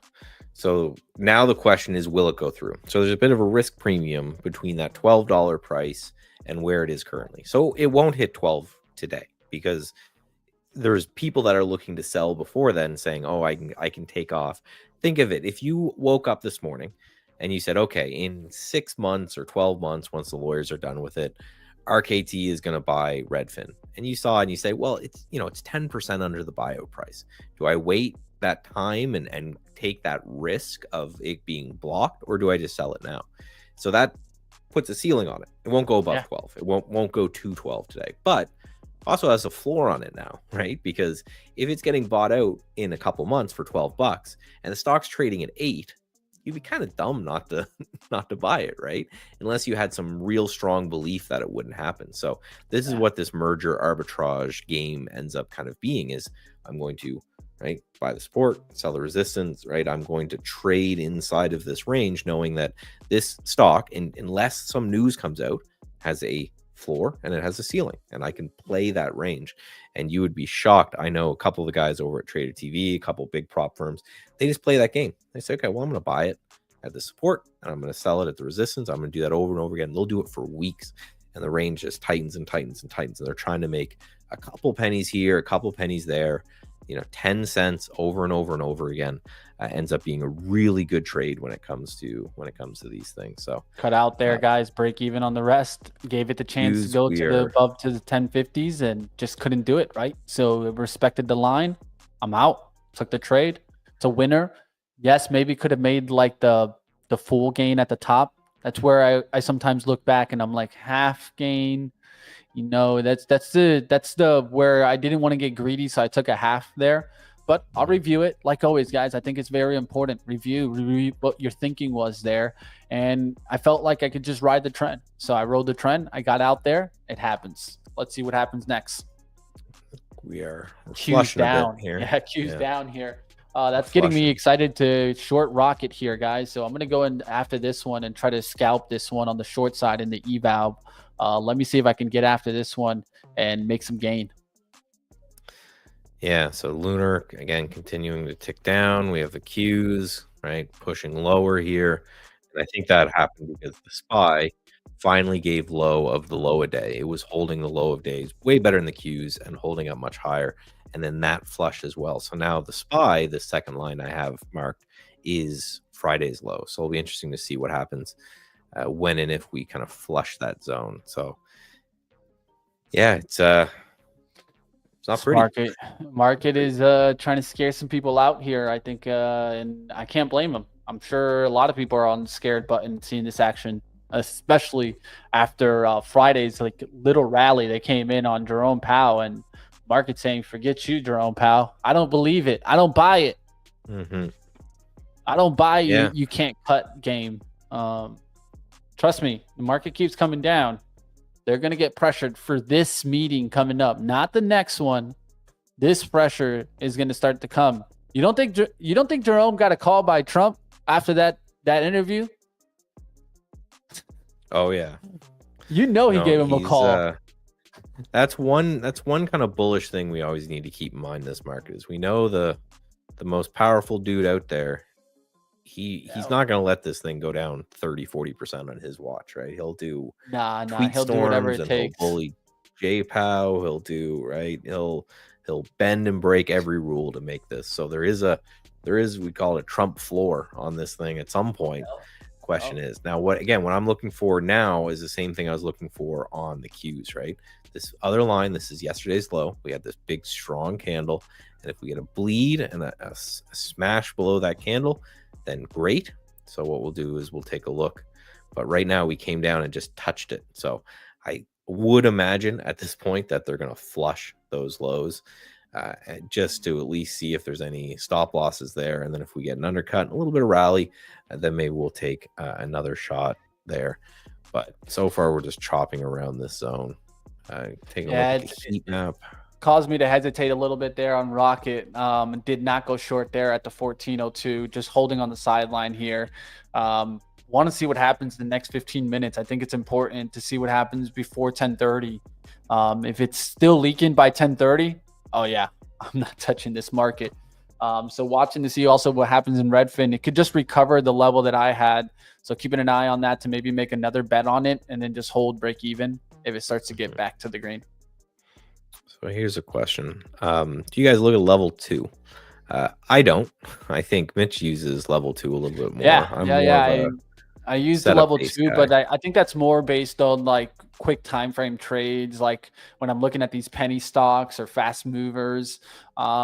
If you're looking at the level 2 also on kind of right there on the trading evolution platform, that's another thing to remember, that it's not as in depth as some of the level 2s that you can get from other brokerages and paying services. A lot of times, like, you have to pay to even get access to that, right? And so one thing that I would say is if you're interested in learning more about market depth and really taking that to the next level, and I'll show you guys, of course, the level 2 there from Trader Evolution, and you guys can see that on the bottom right.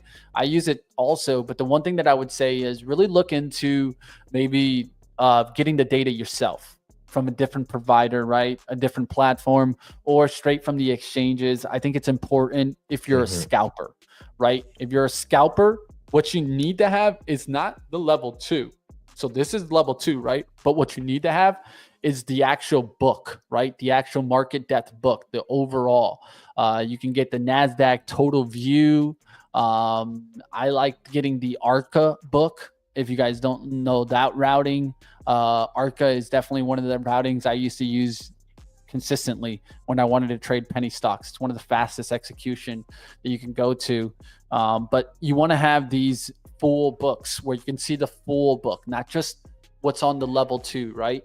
That's one thing that I would definitely look into. Another thing is using a partner like the one that we have, Bookmap, right? Bookmap is especially made to show you these types of things. What we're going to do is we'll be talking more about Bookmap tomorrow.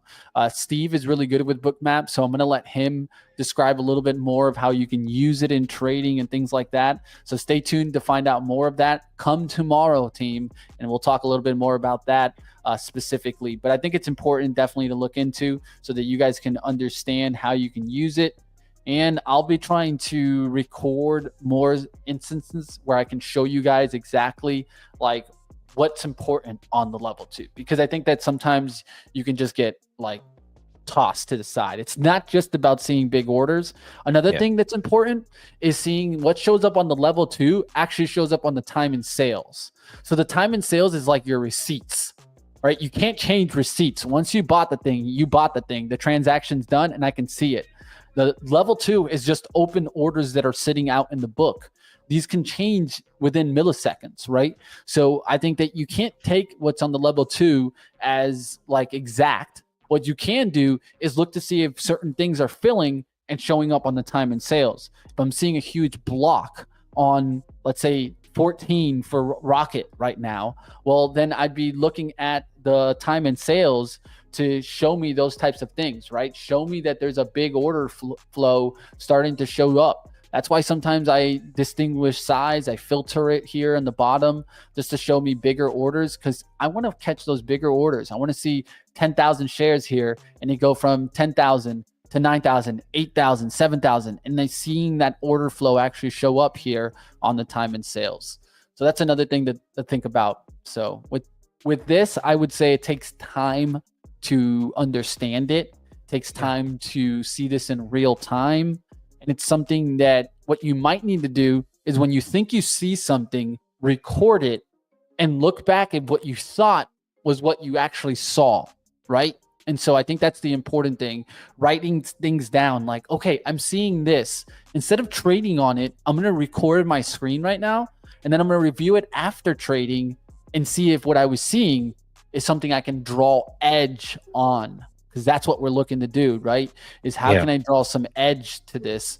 If it can't make me money, it ain't worth it. So record it, understand the data before you trade it a lot of the times. Yeah, it's a skill is what I'll say, right? Is that it's especially nowadays where there's no large institution or really no intelligent retail trader that shows a lot of size, right? There's a lot of games you can play with VWAP filling algorithms, with iceberg orders and dark pools and all this. Dark pools itself, I mean, dark pooling itself was nowhere near as used 10, 20 years ago than it is used now, right? I mean, it's crazy. It's crazy. Yeah, so you got to think that if I can, an interactive broker, set up all these orders to make sure that I never get seen as a retail trader, you better believe Goldman Sachs, Morgan Stanley, large hedge funds will never, ever in a million years show up on the level 2. They're just not going to do it. So, it's a game, and it's a good game to learn, but you just got to understand the players of the game. And so what can you do if you don't see that, right? Well, remember, price is king, right? At the end of the day, right? Price is king, and that's not going to change, right? If the stock's going up, the stock's going up regardless, right? I think that's what retail sometimes does, where they're thinking that there's some fishy things going on. Where can I get your layout of the platform? For what? For Steph, for Trader Evolution? I can send that to you guys. It's really nothing that I've done, too advanced or anything. Just putting the level 2 on the bottom right, an order entry on the right hand side, a time and sales. Try not to make it too complicated on the screen. Maybe a MACD, maybe some moving averages. But even on my screen, I only have like one moving average. I just have I have the VWAP. Right. And that's it on my Trader Evolution. On my TC is where I get a little bit more complex with my charting.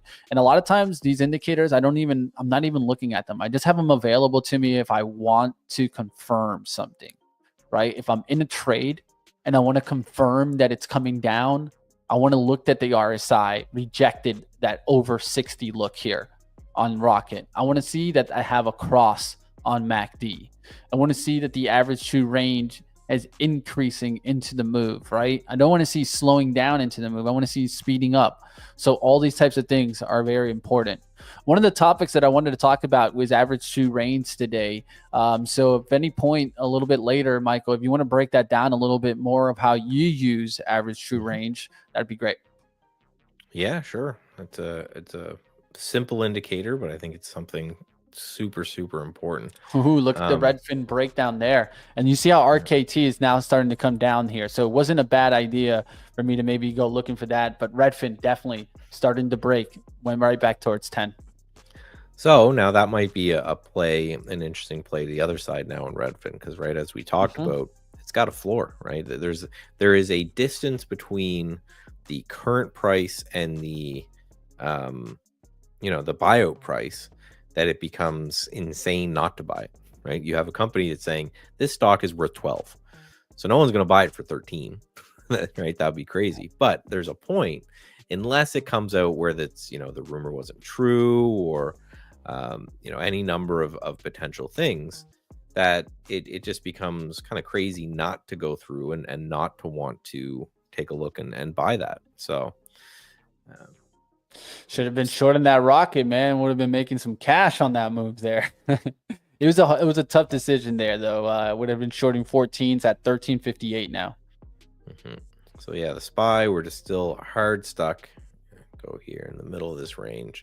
Yeah, right? We still not didn't really 10.30 sweep though. the lows. We didn't really sweep the highs. We're in that range. We're not really moving too much.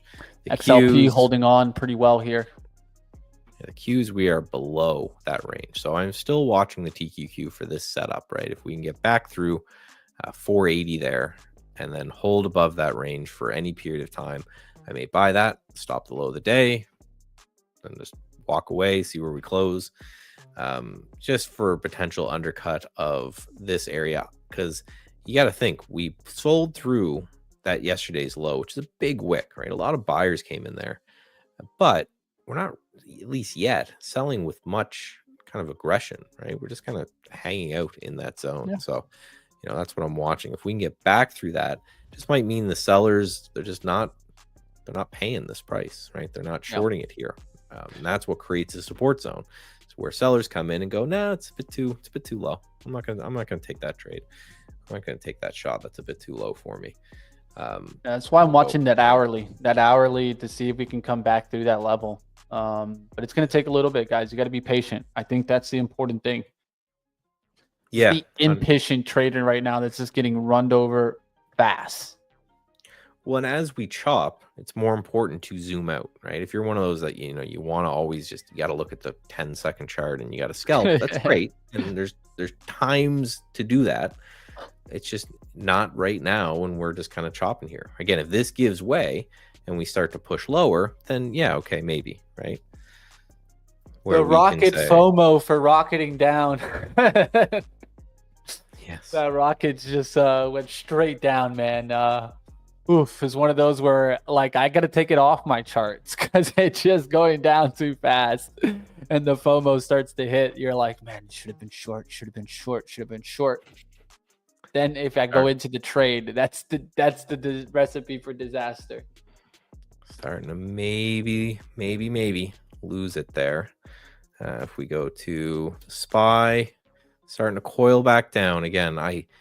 The SPY is what surprised me, that we didn't undercut these lows at all. Like, again, the expectation is that there's a lot of stops there, so the market's going to want to trigger those stops, and then what, right? If it triggers a stop and bounces right away, then that's a great buying opportunity. If that ends up just being a sell-off, then it is what it is, right? We've got nothing except this consumer inflation expectation. These are all one.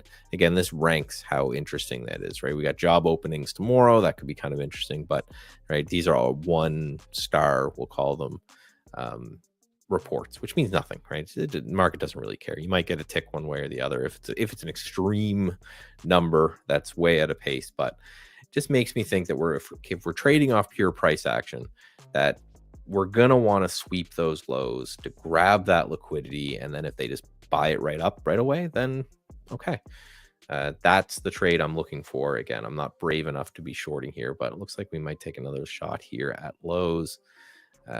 And again, below this price, this is why this price is so interesting, is because below this price, you can see how this lines up way back here with these prices. There's not a lot. There's not a lot from the support side down to 536, which again, it's a big push, right? It's where we were in August during that yen carry nonsense. So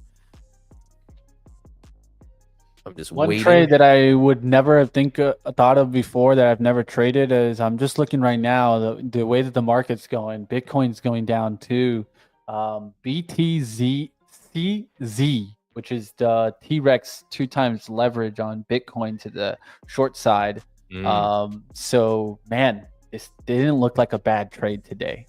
And I was in the camp of seeing Bitcoin go down too today. So I don't think I was the only one maybe taking this trade. And the fun part of this was 1 cent spread could have gone pretty big on this trade, right? And I think that this is where, okay, so a lot of small cap traders, right?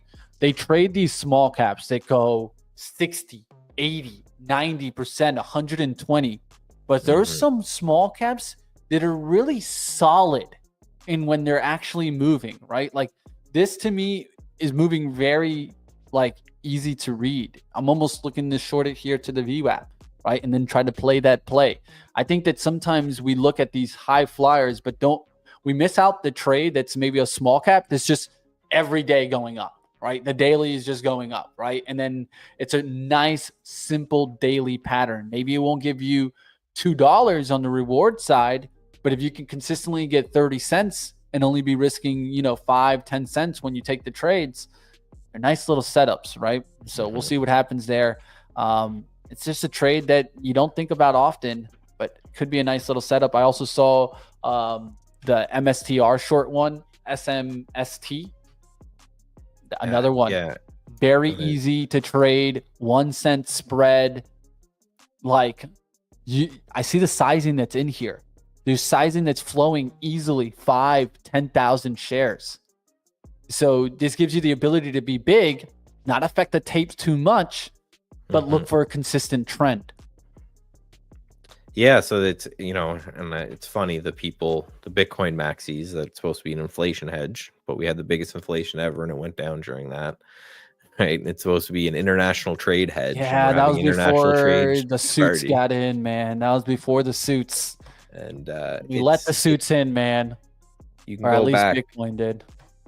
To the creation of Bitcoin, and it pretty much, as soon as it got over, I think $1,000 a coin, it was trading in lockstep with the QQQs. Right? It's a leveraged QQQ instrument. So it doesn't mean it's not a good trader. Have at it, but it's going to move somewhat with the overall market. Now, the SPY undercut that level actually finally and decently significantly, and now it's just kind of messing around this zone. So I was hoping for a little bit more of a flush, but if we do dig in here and start to grind higher, then this is the area again that I'm looking for a potential long. If again, it's one of those that you would expect. We broke yesterday's low. Yesterday's low is, and not every time we break a prior day's low do I think that it's important at all, right? It's the fact that that was a very significant low that happened on Friday, right? That was a big low. So that makes me think, okay, if that's big low is going to then end up holding, well, then right now we're doing something completely different where everyone thought we were going to kind of flush the other way, but we're not. There so we go, guys. Good action on that first move here. I kind of like it now. We're getting towards that 10:30 time, so I'm starting to really kind of hone in on the level I talked about, the 480 kind of 70 on the SPY, and then looking to see on the Qs and looking to see if we can start to reverse here. I don't want to play the first pop. This is the first pop. This is that I want to catch you type of pop, right? And I'm looking at the TQQ. You can look at the Qs themselves. It doesn't really matter, right? But that's like kind of the first pop there. I'm looking for an attempt back towards the low here on the 1. Give me that double bottom type of look. And we just recently did a move to 478.11s. Then it was at 477.97. So I'm looking to see if we can get one more dip below 478.50 or really start to trend higher, which is that 480.70 move, like a 481 starting to show up. If we can do that, that's when I'm going to start taking some bets. And why? Because it's close to that hour after the market. The day traders have gotten washed all morning long. They probably bought the dip and just gotten hammered. Now I want to see them actually get reversed on, where they can be upset in the afternoon and I can cash. That's the truth. That's psychology, right? I mean, that's trading psychology, and in the forefront, right? How it works. Yeah, and it's the setup I've been talking there all day, where it's you want that early flush to happen. You want those stops to get triggered under yesterday's low, which you know there was a lot of. Right? We talk about all the time. The market maker doesn't care about your stop, but the better believe institutions and algos are looking at where commonly retail traders put their stop losses, which is under major levels. And Friday's low was a huge level. So we're under that major level. If we dig in and find some support here, I'm with you on the price too, because that, 480.75, that's just yesterday's low. So this area right here, if we can get through that zone, that to me is the area of interest where, you could start to maybe nibble a little bit before then and then buy through. I'm not that fancy. I'll just look to buy through with a stop the low of the day. And then it's a walk away and see, right? Either you get that bounce, that whole day trend higher, which, you saw that right here. Like this is the exact kind of play that we're looking at, right? We undercut this major low when we broke back through VWAP. Even if you weight it right here at 486, the back through VWAP, just, you got 8-9 points of just a straight line higher on this. So if that's going to happen again, then it's just going to repeat the pattern of, all right, let's, dip it under a level and then trigger a bunch of stops and then pop it back through. So that's, what I'm watching. I'm kind of more looking at the SPY as opposed to the Qs. I'm looking at both, obviously, but I just like that the SPY just ticked under that zone and ripped. So there's some relative strength there to the SPY, which just shows that there's some areas of the market that are more interesting than others where it comes to that rotation, right? We're seeing that tech is obviously leading the sell-off. So maybe there's some place in the SPY that are a little bit more interesting. So for the SPY, it would be kind of a cut above VWAP here. And the thing that I'd use to trade that is this SPXL. Right, which I gotta prove this by looking into my sector and industries, but I do see Nova showing up into the scanners of momentum. So a lot of times when I see technology coming back, I ask myself, is it solar that's bringing us back? Because if it's solar, I don't want to play this. And so look at this, guys. This is what I look at a lot. And look at this. It's common, guys. This is something that I've noticed, at least in my trading, because I always look at sectors and industries. So I'll ask myself, what is coming back today in technology? Well, I line it up for the day. Everything's down from the open except solar. Mm-hmm. And so what's leading the rally back is the trade that's essentially going against it, right? I mean, and so SEDG having a good day, it just shows me, right? These are the stocks that are making the move. It also is usually the time that if it's showing a momentum move and I see it in solar, I don't trust it half the time. If I see it in semiconductors, I can trust it a little bit more. But I've seen this one go for 1 or 2 days. You're seeing everyone talk about it. And then a lot of swing traders grab TAN, and then the very next day it's down. Look at the trend here in TAN. Oh, yeah, this is why I don't play solar. If you play it, it's maybe daily momentum riding that. TQQQ doing that move that I talked about, where we're going to wash out those traders now, where it gives you that attempted double look, right? Now we're going towards that level. And what time is it? 10:28. To me, that's very important. We're 2 minutes away from the first hourly candle kind of coming to an end here. I'm going to be looking for a trend change here the next 5 minutes to try to maybe take a play, right? It's just about risk to return now. I'll let the scare come in, look like they're trying to wash it, and look to see if we can get some kind of liquidity move back.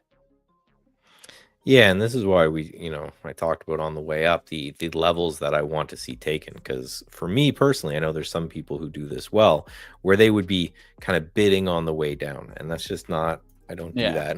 I don't do that well. But they would be saying, okay, I think this level is going to sweep. So when they're below that level, they'd just be nibbling little bits here and there and looking to buy. I think every time I've ever added to a position in my entire career, it's ended up badly. So I'm a 1 in and usually 1 out, in day trading, trying to get a little better at scaling out just a little bit. But yeah, usually kind of a 1 and done, because I have the idea. I want the thing to happen to make the idea interesting. And then I just kind of want to move on. So yeah, getting back to those lows on the SPY, are in the queues. If we can hold those and then push higher, again, I'm looking at this zone right here, this 480, 70-ish level. If we can get back up and through that, hopefully VWAP lines up at that price at that time. So again, I'm not thinking about it. It's just that's the level. If we get there, great. If we don't, whatever, no trade. So only taking the one kind of tiny little haircut today, just waiting for this, because none of those, right? Novo triggered for just a second. I wasn't really interested in that just because it couldn't get going. DoorDash, I just missed, just flushed right off the open. And then again, this Lunar I'm watching, this has been, again, the idea of let's use my longer term analysis on shorter term charts, because longer term analysis is going to tell us kind of the direction or the theme, and then again a shorter term chart maybe for the play itself. But that's working out pretty well there. Now that's obviously helped by the fact that the market is down.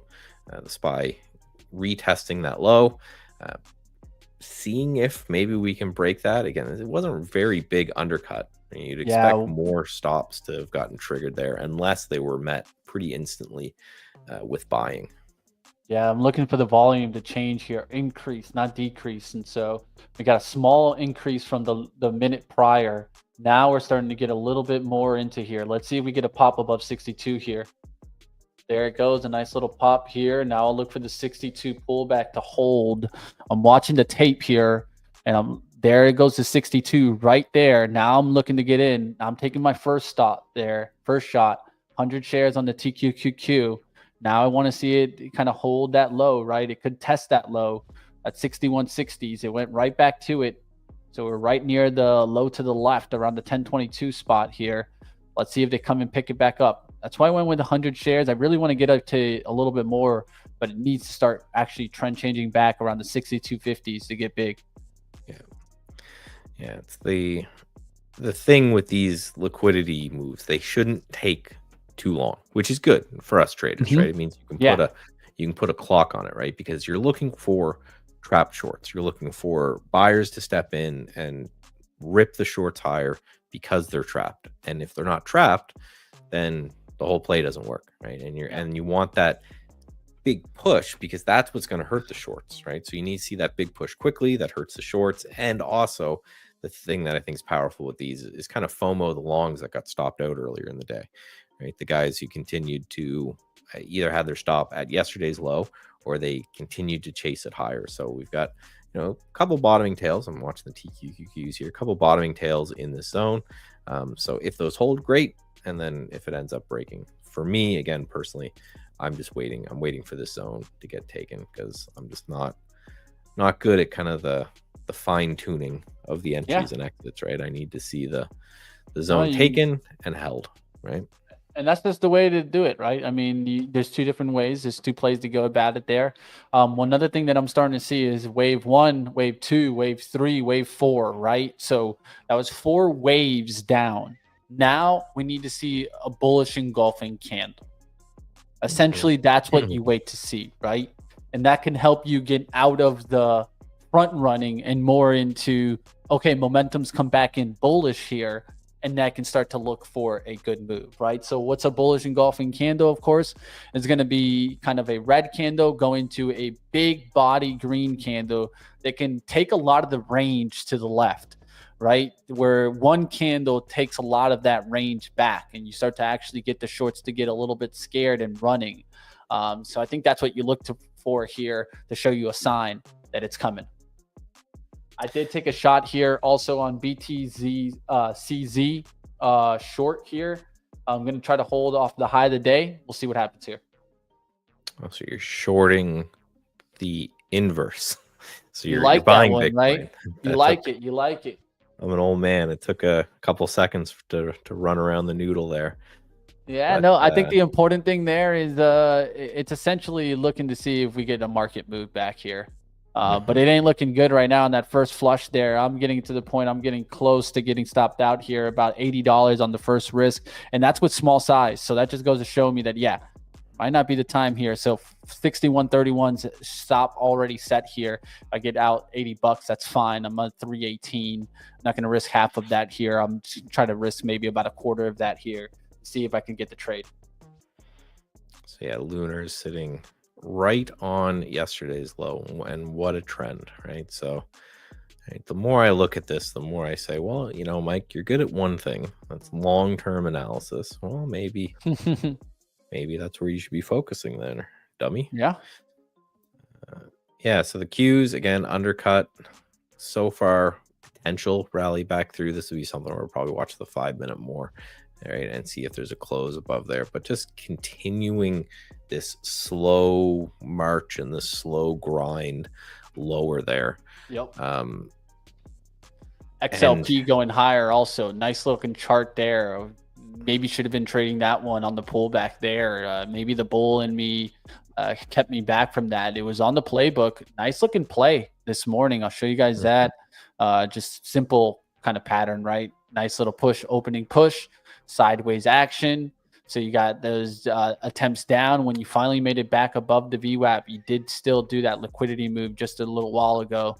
And then the trend since then, what is it? It's a reversal back above the 9 and then kind of holding 9 on pullbacks. 1 hold, 2 holds, 3 holds on that 9 EMA and continuing. We'll see if some other kind of smaller names start to make the move. Clorox was one that was on the radar to look for. That's back above VWAP. What's the other one? Unilever was one that I was watching. That one stayed strong. Procter & Gamble to the upside move here. So yeah, defensive names getting the money, still getting the turn. One thing that tells me that is that Qs and Tech Solar being the one that's lifting it. It's kind of scary, man, seeing that as being the one that's lifting it here. We'll see if that can change. Can there be something else that can come back here? Maybe AVGO starts to come back. I know that it's software day, guys. So CRM is going to be on the watch. Of course, Oracle going to be on the watch tonight. We'll see what happens with these stocks. yeah, it's you know, when people are looking for hedges, I guess, in a market like this, you know, the thing to expect is potentially when it comes to XLP, right? XLP being, right, that's the flight to safety sector. It's where you always got to remember that large institutions and hedge funds, they can't go to cash. They're not allowed to go to cash. It's just not, most mandates say 90 some odd % invested in equities or invested in something for a period of time. Plus, the worst thing you can do as a manager is underperform in a bull market. So what? XLP You get fired. That's what happens. Yeah. XLP is a good place to go. One thing that's interesting that hasn't been a hedge in years, but is starting to become a hedge again here, is bonds. TLT is actually up a little bit here. And again, it just hasn't been that way for a period of time. So SPY getting interesting. I'm watching this here. I might take a little bit of a shot just because we're getting back through. Now we've sold. This was the plan on the SPY, right? Is a sell under this level, which is yesterday's low, and then I rally back through. So I need to see a big bit of a pop, and then I need to see a bit of a close up through that zone. Then I'll start to get interested in maybe getting involved here in the SPY. I think I might take the SPY instead of the Qs just because just showing that if the SPY has been outperforming pretty much the entire day. So just showing that if something else starts to rally except tech, then could be a little bit of a play as well. Yes. Yeah, I sized down there, guys, on that bounce. So I used that bounce to just lower the risk here and for a complete wash. So I took out half of the size here. Why? Because I'm willing to put the size back above 62s when I actually start to see the trend reversal come on here. Here comes for 62s right now. Let's see if we can actually start to see this trend reverse. One thing that I'm seeing, at least from the RSI, that is making me at least feel a little bit better. Of course, I got to see kind of conviction be met, right? But I'm looking to see if this can go back above this, right? Can we trend back towards this level? Can we start to get a break back towards VWAP and then end up in this space? That'll be looking good here. See that divergence there too, right? So you got higher lows on the RSI and then lower highs or lower lows on the Qs, right? Yeah, you got stock going down, but the RSI starting to trickle up, right? Yeah. Let's see if the divergence comes back into play, right? That's what you look for, right? And remember, indicators are not what would, at least for me, I don't use them for entry. I use them for conviction, right? And that's what I'm looking to see here. So the MACD's crossed, right, on the one. That doesn't give me too much. That doesn't really give me much at all, but it just tells me at least to look for it, to start seeing maybe some other indicators really start to show us some strength. And what is it doing? Pretty much in the middle right now. It's kind of battling the bulls and the bears. I think it really needs to recover back through 62.50 to really get to the point where its bulls start to take control again. Yeah, and it's important to know what those are, right? So the RSI is a momentum indicator. So when we say RSI divergence, we say as price continued to make lows, the RSI did not, and that just shows that there was decreasing momentum on each down move as opposed to increasing momentum on each down move. So like Mitch said, doesn't mean that it's going to move. RSI, especially on longer term charts, can exist for months or years, but what it is kind of like a first warning sign of a potential turn, saying, okay, the sellers as of right now are starting to kind of run out of steam on each push lower, and that's why we're seeing those highs in the RSI. So then you look at it and you say, okay, well, now let me look for some sort of price trigger or some sort of confirmation or something to happen after that. But yeah, it's a very, very powerful indicator to use and a very powerful signal. I think a lot of people use, actually I have a whole blog post about it, that people use RSI wrong. They say, I want to buy when it's oversold and sell when it's overbought. Well, it's something easy to test, and it doesn't. I think what's important there, I talk about historical reference to the stock itself, not just the classic like 80-20, right? Because you'll find some stocks that go to RSI 98 all the time, right? If it goes to 98, well, it's not playing into the classic understanding of RSI, right? I just look back and I'm like, when did they show me that the stock comes back, right? And to me, it on TQQQ, that's going to be somewhere closer towards kind of below 22 into your teens. There's not many times where this has gone towards, let's say, single digits, right? And so that's one thing that I'm looking at. There's very few times that it's done that. So right around this level is where I feel like you can not guess that it's coming back, but start to think, hey, we are getting extreme. Bollinger Bands keep getting hit. We keep hanging around the lows. Can we get some type of reversal? And if someone wants to go deep on RSI, you can look up the late great Andrew Caldwell. They called him Dr. RSI. He ran a fund, made a whole living just based off of RSI. And what he would do, and something that I actually have in some of my systems, is you look at when the stock is pushing lower, but the RSI cannot get like under 30 or under 40. Just shows that the move that's happening on the way down is relatively pretty weak, right? I have a bunch of swing trading systems that just rank stocks by the ones that never got to that oversold territory, because it's just saying that these things are strong. Like your example, the stock that hits 99 all the time, the only way that mathematically can happen is for it to be in a strong trend, right? That's the thing that I always say, that when people look at indicators, if you haven't looked, you're not saying you have to be able to reproduce it on the fly, but if you haven't looked at the math behind them and you don't know what they're actually doing to like pull from price, I think that you're doing yourself a big disservice, because some people will look at them and they just don't understand what exactly it is that they're telling you. The way you can run a simple test, you can say, I want to buy the Q every time it comes overbought, and I'll sell it every time it comes oversold. And then if you test that, and then you do the complete opposite, I'm going to buy every single overbought condition on the SPY and then sell it when it's oversold. You make way more money by doing the complete opposite of the textbook, because it's a momentum indicator. Like, when is momentum when is an overwhelming demand for stocks bearish? Like, it just doesn't make sense. All right, guys, it doesn't look good here. We'll see if we start to reverse. We're over that 1030 mark. We're starting to get weak, and we're at the lows here. I think you really need to see a trend change here, because if not, it could be a wash continuing. And one thing that's certain is just still overall weakness out there, guys. XLF trying to come back here. XLV looks a little bit better there. Healthcare today, not the worst area to look at. Let me put this on a 15-minute, see what's going on recently. You got energy starting to spike there, utilities and communication services. Not what you want to see. Defensive also, but energy leading is one that I talked about. Would we see a Chevron run? Look at that. Chevron, baby. That's a Chevron nice starting chart, to make yeah. a move. Now the daily chart looks a lot better, right? And then in the monthlies, you start to get above this 160, going above towards 165. You'll be looking really good on the weeklies and monthlies. And I always love when you got charts that like this that start to look a lot better and all in the same area, right? You get back through 165, you're at 168. Monthly buyers are going to be looking good. Daily buyers are going to be looking good. And the weekly buyers and the daily. That's what you want to see, guys, right? Confluence of multiple charts that are all looking at the same level. That's a strong move there. Hey, it looks like oil. The bet on oil is on right now.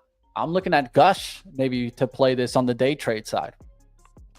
Yeah. Well, man, it's been a while since I saw that ETF. The old double Gusher. on that guy. Yeah. And Boyle, right, for the natural gas. SPY hitting new lows of the day, never got above that level, so no trade to be had there. Again, continuing to wait. This is where I'm trying to teach myself patience of just, hey, take your trade. I took it, wasn't a good trade. Now let's just wait for any other setup. I continue to go through that day trading list, but there's just nothing there of interest. Novo's not looking interesting. Again, Dash I missed. And then the only other thing again was the Qs, which are doing way worse than the SPY. So again, unless the SPY can kind of reclaim that level and do so with some momentum, it's just not something that I'm interested in personally getting involved in. So yeah, it's not looking good for me on my Bitcoin play either. It's right near the 5-minute resistance here. I'm just watching it. I'm about to cut it, but just trying to battle on this one and take it. It's not looking too bad. I just don't want to back above that 41. I look at it on a 5-minute basis here. Essentially, I'm looking to see if we can reject this and start to come back down, but you can see how it's starting to prop above that trend line here. Just want to see if it can wick here and then come right back towards the 25s. Then I'm looking good for the kind of the $7.15, $7 pullback. But we'll see what happens here. It's just really dependent if it's coming back to the moving average or is it breaking out here.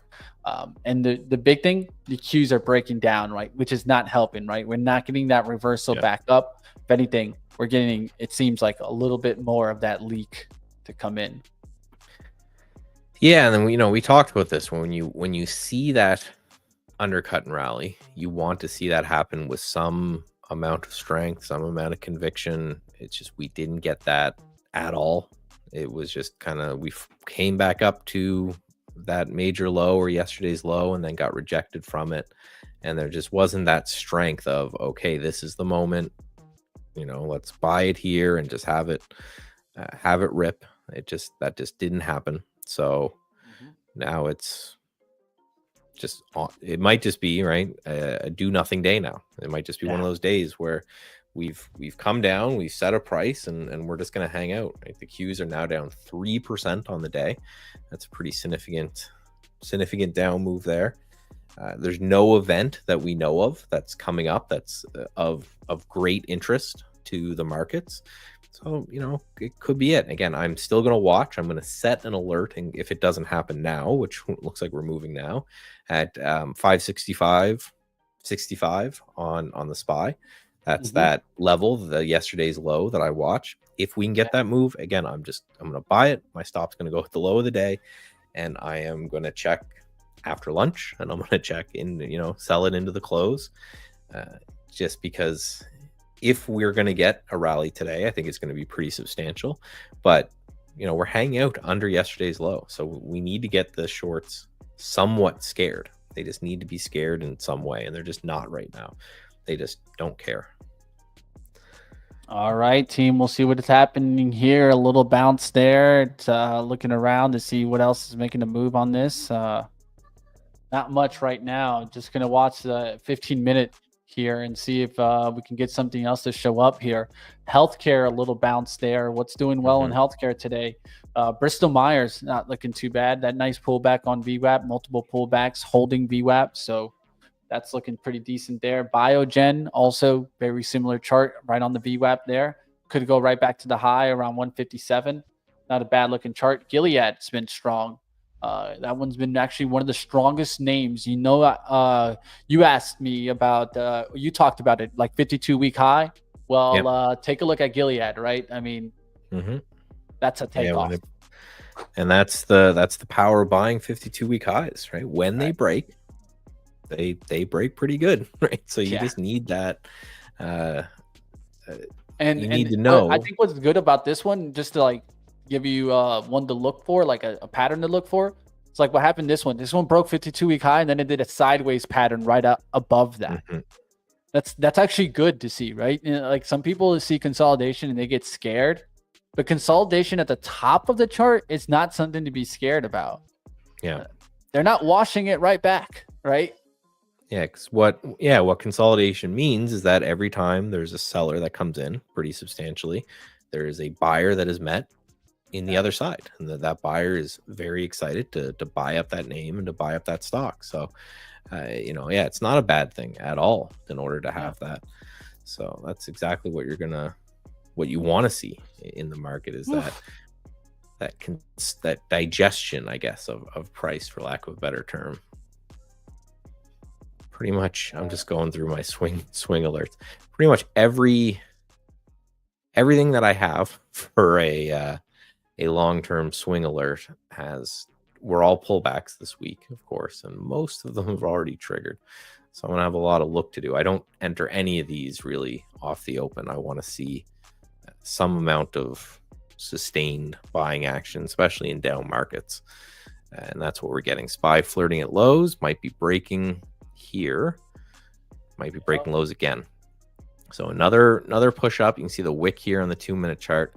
They tried, and then now it looks like they're failing just yet again, just over and over and over again, a failure. My lunar is hanging out at yesterday's low. It's not able to make it through just yet, but it's just hanging out at that low print.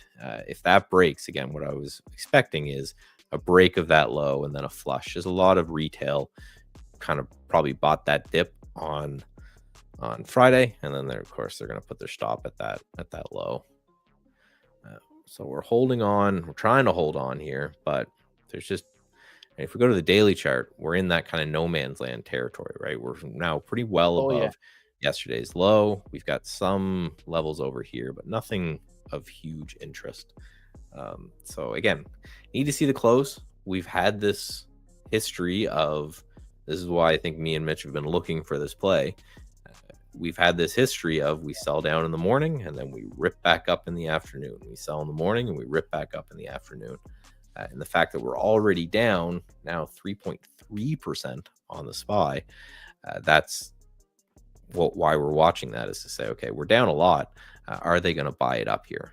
Right? Is this something that just kind of flushes all day, chops around all day? Is another option, and that's kind of more or less what I'm leaning towards. Is that they're the bears have won, and again, unless, this is why I love that on TradingView, I'm just going to right click, create alert for this line, and then I can hit a button, and then now my watch will vibrate, my phone will yell at me, right? I'll get an email, everything saying, hey, we're above that line. And you utility guys, top trade of the day, I would say. XLU. Top trade of the day. And I can see it earlier. I think this is just searching for dividends, searching for them, guys. Of course, I think that's exactly what you saw here. One of the charts that's the strongest here is AWK, which is American Water Works. So regulated water company taking a huge lift off. And this is a round trip from September. And that just goes to show you guys, if you scroll back on the daily, you'll see this came from literally in September. It was up here. Now it's right back up. So a big takeoff in waterworks. You don't talk about this one too much. AWK. Duke is having a good day today. Nextera Energy, NEE. Southern Company, SO. So a couple of these really kind of having a really good time right now. And this just goes to show me more and more, people looking for dividends.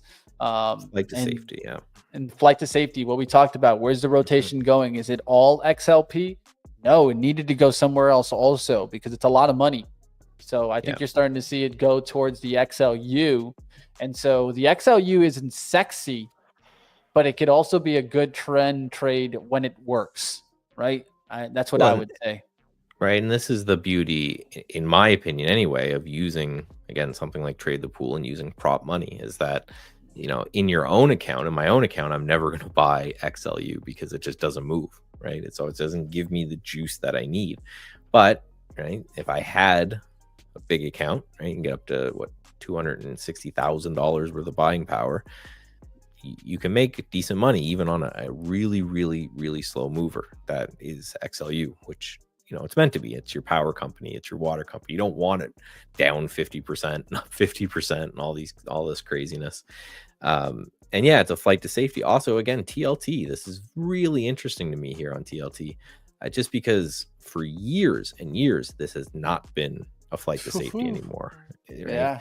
The interest rate scare, right? The interest rate move, has made this very correlated where you have TLT moving with the market. So the market would be down and bonds would be down. And that's not generally over history the way it worked, is that bonds are generally a hedge for equities.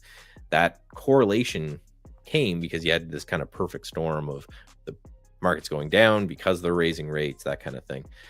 That seems to be back in play. So that's something to watch as well. You can get some leveraged bond or leveraged TLT moves as well for inverse plays. Again, it's a smooth. I used to trade bonds a fair amount. It's a smooth trader. Like, look at that in a 5-minute chart, right? They're smooth trading instruments. Again, you're not going to get a crazy, quadruple your money type of move, but they're nice smooth traders that you can potentially get there with the SPY hitting new lows. Oh yeah, it ain't looking bueno unless it comes back right here. So we'll see what happens. But it's 10:56, guys. We're about to wrap it up here.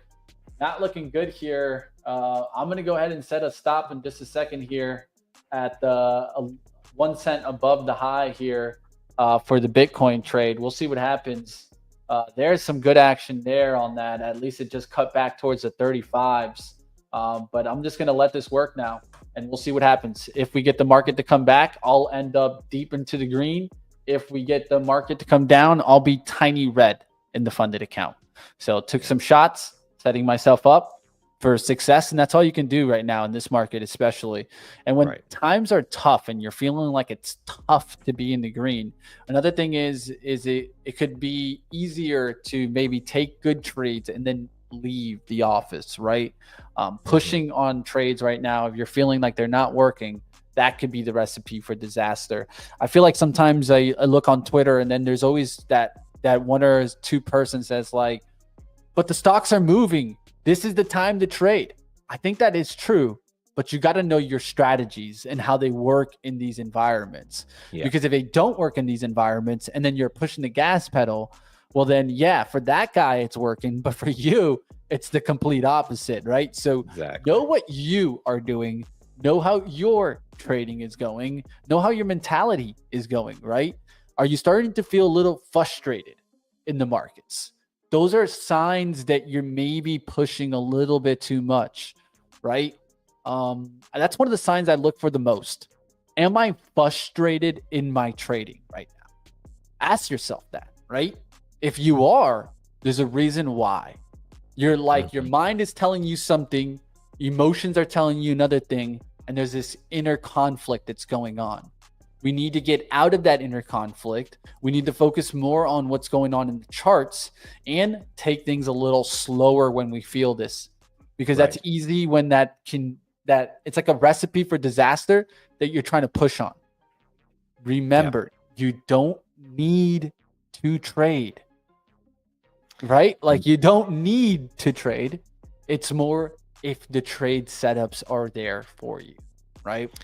Yeah, and that's an old, right? Jesse Livermore, Charlie Munger, pick whoever you want to Yeah. quote to say it, right? His whole thing is the money's made in the sitting. Yeah. Right? The money, sometimes you take no trade at all and you sit there and you watch, right? I've been watching for maybe a break back above yesterday's range all day on the SPY, not happening. And then sometimes nothing happens. You go, okay, well, nothing's happening. That's fine. And then sometimes you buy a stock, you take a trade, like what Mitch says, he's got a setup going there, and then you wait. Right? It's very enticing, especially when you're up on something, to hit the button and to get out and to take your money and to do your little victory lap. But right, the real trades are generally trades that take some time to develop, and you gotta hit your button and you gotta do a little walk away and kind of see what happens after that. All right, guys. I'm going to take a small one here and just do a kind of a measured risk type of trade here. So I'm going to take a TQQQ long here. Started to see a little ramp up. We'll take a little size here to risk about $80 again, right? I just want to risk about maybe a little bit under the half of the gains that I made in Rocket on this trade. We'll see what happens. That's down there towards the 65s. Could get me out right here even on this pullback. So we'll see what happens on that. Give it about a penny more at the 62s here. We'll see if it comes and just gets me. It looks like it. We'll see. It's going to be close. And it's holding right now in the 60s, 70s. We'll see if it starts to make the move back here. But like always, guys, we'll be back tomorrow. Steve will be here. And Michael will be looking into the market all day long, guys. Let us know what you guys are looking to see. What are you guys trading more? Is it the small caps in this time, or is it the large cap? Hit the comments after the show. Let me know what you are enjoying on the show and what you might want to see more of. That we can definitely work for you guys. And there's a little bit of some action into the green here. We'll see what happens with this trade. I'm going to cancel my stop and starts to get into the green here. We'll look to see if it pushes. And we'll look, man, this is a hard one to trust, right? And all these bounces are hard to trust right now. So it's kind of one of those where you got to be very nimble in this market. If you're not being nimble, you're probably getting run over, and realize that you're not the only one either. You're not the only one getting run over in this type of market, guys. Be careful out there. We'll see what we come up with today. All right, guys, that's going to do it. Smash the like. We'll be back tomorrow. Like always, guys, battle out there because it ain't easy in the markets.